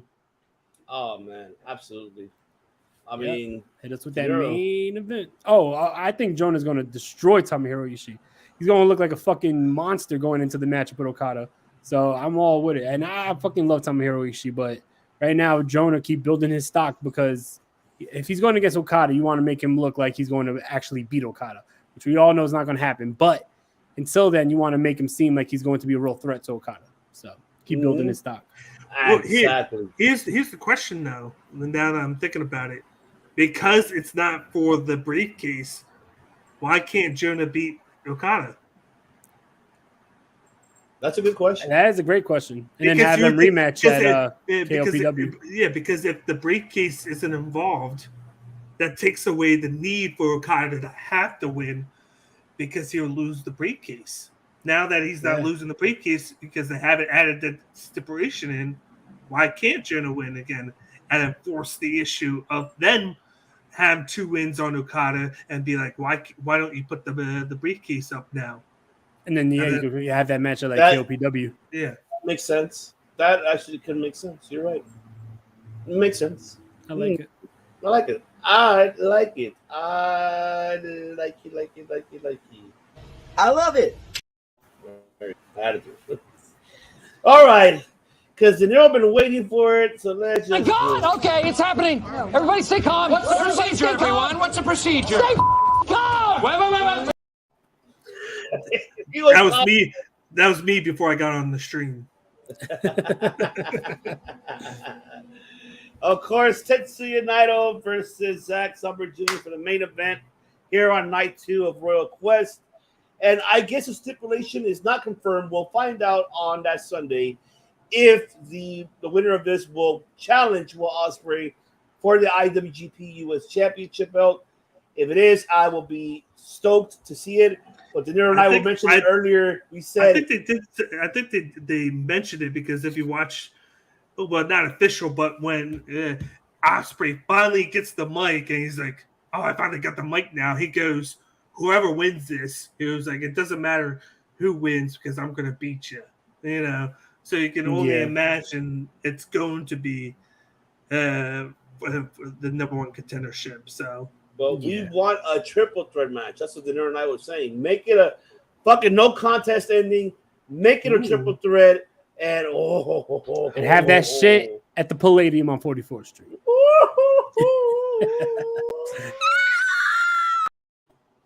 I had to do it for you guys. It was so good that it was silent. Yeah, right. Oh man, that's my fuck it. Just make it a no contest. Make it a triple threat match. I don't give a shit. But man, this is gonna be an entertaining match. The first part of the matchup, I believe so. I think this is a 27 minute, maybe 20, maybe a little bit longer than that. But I think it's gonna go to 27 minutes. Top 20 between 25. Okay, 22 to 27 minutes. I say this match will go the length.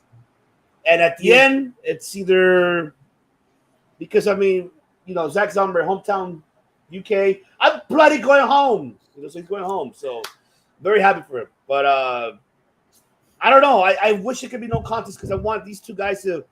I want Ospreay to come out. He's like, I want him to just be like, man, shit.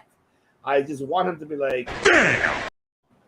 Face fucking both of these guys. Like, yes. And then you get what you want, De Niro. Book it over there. And he's gonna be. I cannot believe this shit. Yes, that's what we want to see. So that's my prediction for that. Fucking let it happen. Let it happen. Make it a no contest. I don't care who wins. Nobody wins. Get Will Ospreay to face both of them triple threat match for the US belt. That's my prediction. Big Dan. How do I go after that now? I'm going with Zack Saber Jr., the hometown guy, the Brit, Zack Saber Jr., the technical king here, of course. And what better way to end Royal Quest than to find out that you're going to get two Brits fight each other for the U.S. Championship. How funny is that? Right, yeah. It's just like they were talking about how this is going to be the first time at Declaration of Power, the first main event where you got two guys in the main event for the title, in Tama Tonga and Jay White. The first time they had a non-Japanese wrestler in the title match. And what better way to have a U.S. title match developed than to have two Brits go after it with no U.S. It goes with the theme, right? It goes with the theme. Like, the one thing that I do hate is the fact that with Naito losing, where does that leave Naito? What is he going to do after this? Well, we know that's going to end up doing that, but it's like you're 2 months away from Wrestle Kingdom. Who's he going to face? Does that mean maybe you're going to get a setup at Wrestle Kingdom with him against somebody from AEW? Because really, title picture-wise, you're seeing a lot of things shaping up, and he's just not in any of them. Matt did say on Circle Debate, he said he could see Naito going after John Moxley for the title. And I was like, I don't see that happening, but maybe it does. I would be all in for that, and it could be at Wrestle Kingdom. Like I said, I felt like a couple of these matches will happen at Wrestle Kingdom because they'll be like the old school Wrestle Kingdom where you would have like the British Championship, which changed to Rev Pro, defended at Wrestle Kingdom, or you had like the TNA title defended there, Ring of Honor defended their stuff there. Yeah, like I want to bring it back to the old school with it, and what better way to have like Naito, resort to, if I can't challenge for the New Japan title, I might as well go for the AEW and have him come over here somehow. That'd be fire. But but I had Zack Saber Jr. win this one. Even though these guys all have unfinished business together, the three of them, I feel like I'd rather right now see Saber against Ospreay, because I felt like that was a lit match at the New Japan Cup where Saber won because of the ref. Yes, because of the fucking ref. Yes. One thing I will throw out though, what you said, unless somebody comes in and causes Zack Saber to lose, turns out to be. I forgot all about that.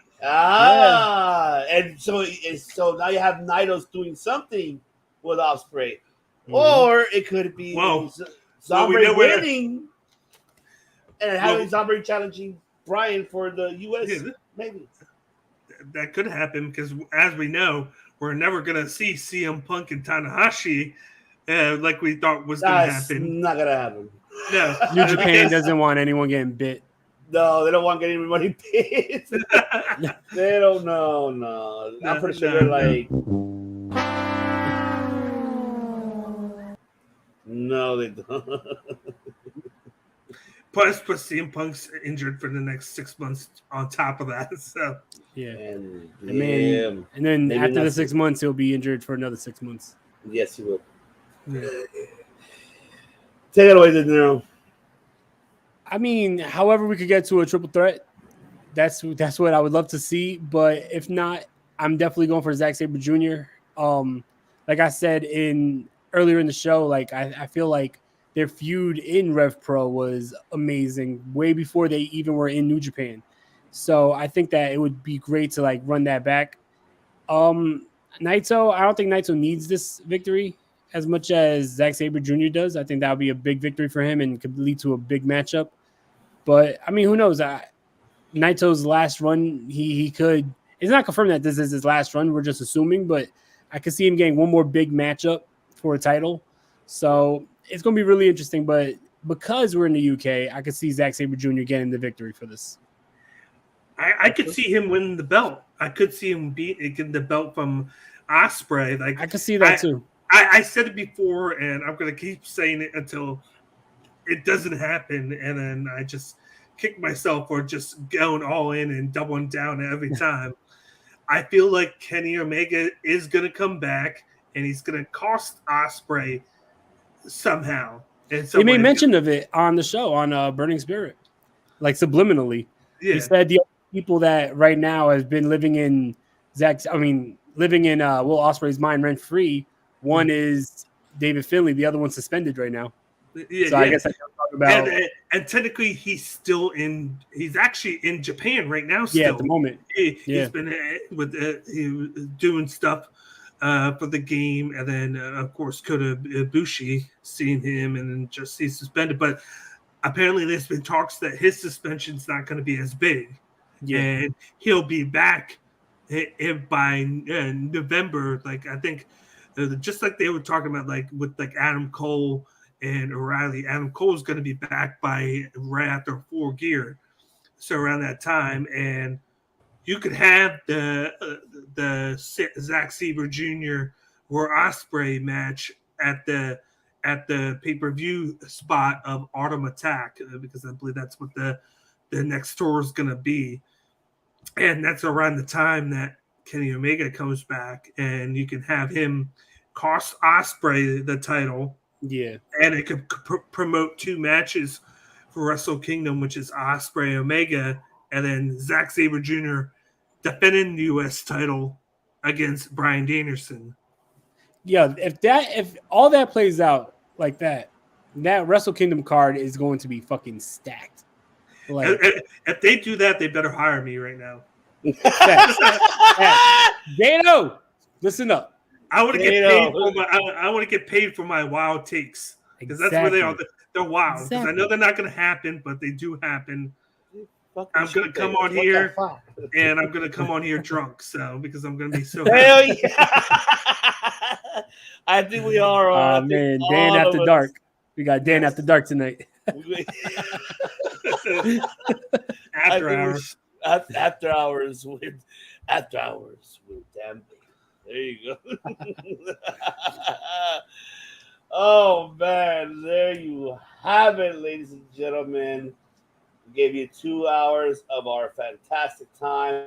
We are looking forward, and we'll be back next week because we have to give our recapping Royal Quest 2 and also give it our predictions because on October 10th you have New Japan Power.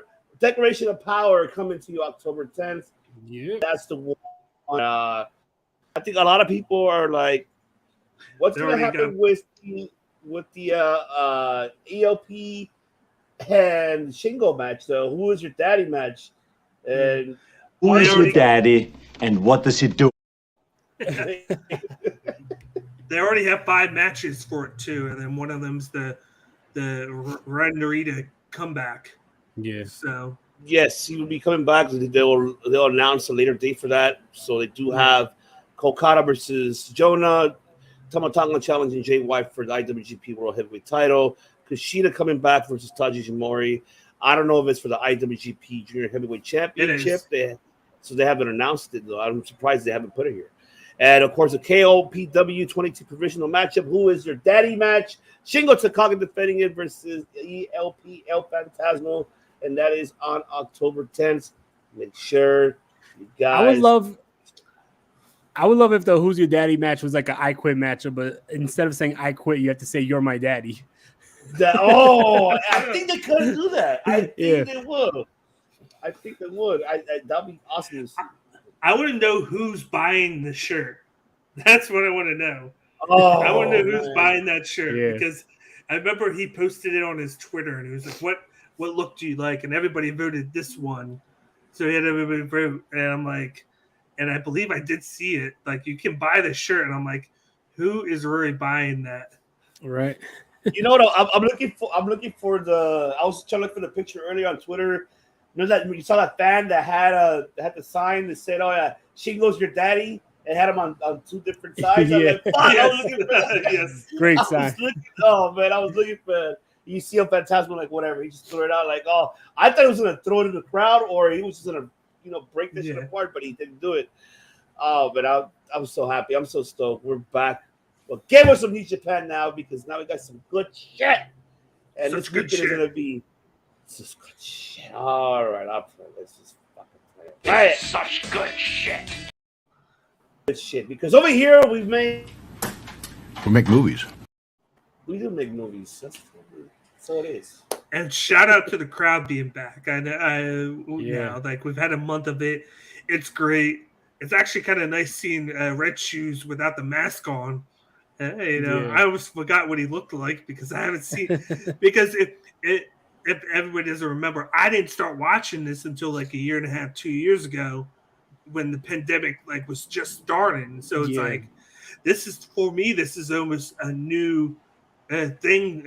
Actually, getting to see the crowd because I started watching right before the pandemic happened when Evil turned on. Of course, like Lost in Race de Japón. That was around the time I started, like a couple months beforehand. And like the first feud I saw was the Evil against Hiromu, the junior champ versus the heavyweight champ. So for me, I did watch Wrestle Kingdom like that January, and that was what my I gotta watch this with weekly now. I gotta get into this, but I'm like, I'm not used to seeing the crowd at all these events now. So it's it's a nice thing to see the reactions, the clapping, the cheering, and then just see everybody just getting into it more and not have to be kind of secluded.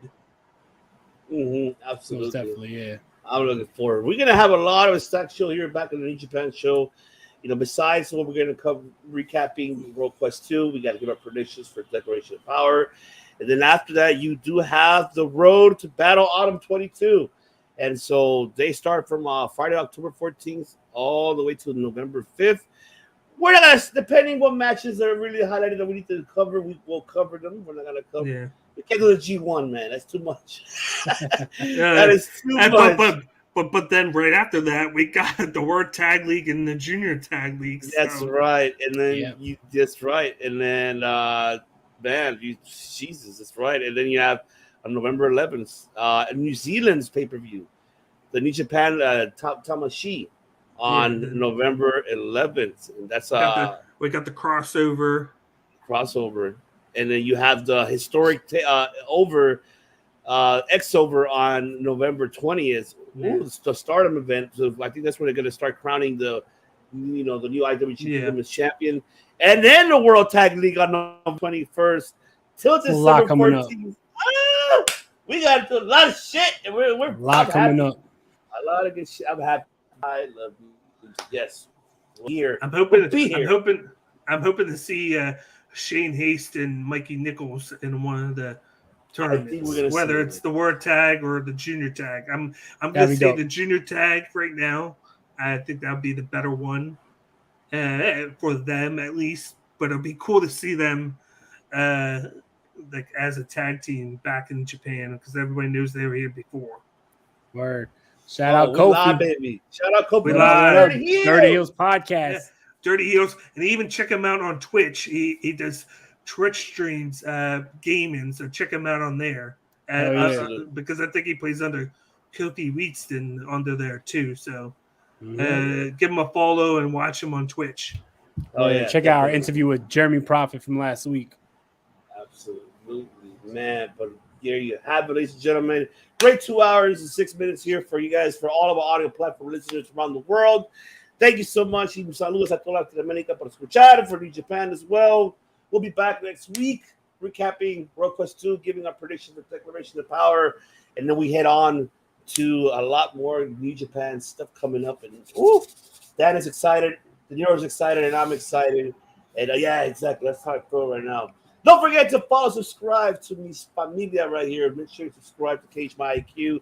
Description right below where you can follow Mr. Dan Bakley on his social media platforms, Twitter, IG, and also on his YouTube channel. Subscribe. He provides you not only just pro wrestling, but also the best MMA content as well, as he's giving his predictions for this Saturday already. For Dern and for Sun, right? I believe it was. For Dern and Zhao Nan Young. Sound Young. So yes, he already gave his predictions. Make sure you click for all your MMA fans. And of course, you can catch me at Mano here, Mr. De Niro, every Monday, Wednesdays, and Fridays here on the Wrestling Delorean Podcast on the COD channel. But I believe he's going to be taking a little quick break because he's in a tomorrow's going to be the last podcast for the week. So I'm going to be going to surgery Thursday. So I'm going to be taking all the way off until Monday. Little mini vacation, but I'll be back Monday with more Wrestling Delorean podcast. Good luck with the recovery. Thank you. I appreciate that for sure. Good luck with that recovery, man. Yes, that is right. Disclose information. You want to ask that? Go ask Meltzer. Shit. You will go ask Meltzer, or you guys with the direct source, or Sean Rossap. You'll find out. In fact, make recovery your daddy. There you go. As ELP would say. Yep, that's what I gotta do. I fucking love it. Well, yes, ladies and gentlemen, this is the host, Stevie One. I've been seen with my other host, Mi Familia, Mike De Niro, Circle Debate, Wrestling Delorean Podcast, and Dan Bakley, Cage My IQ, and part of Circle Debate as well. Wish you guys that. See you guys next week. Not only that, don't forget, we all don't just do podcasting. We fucking make history. See you next week.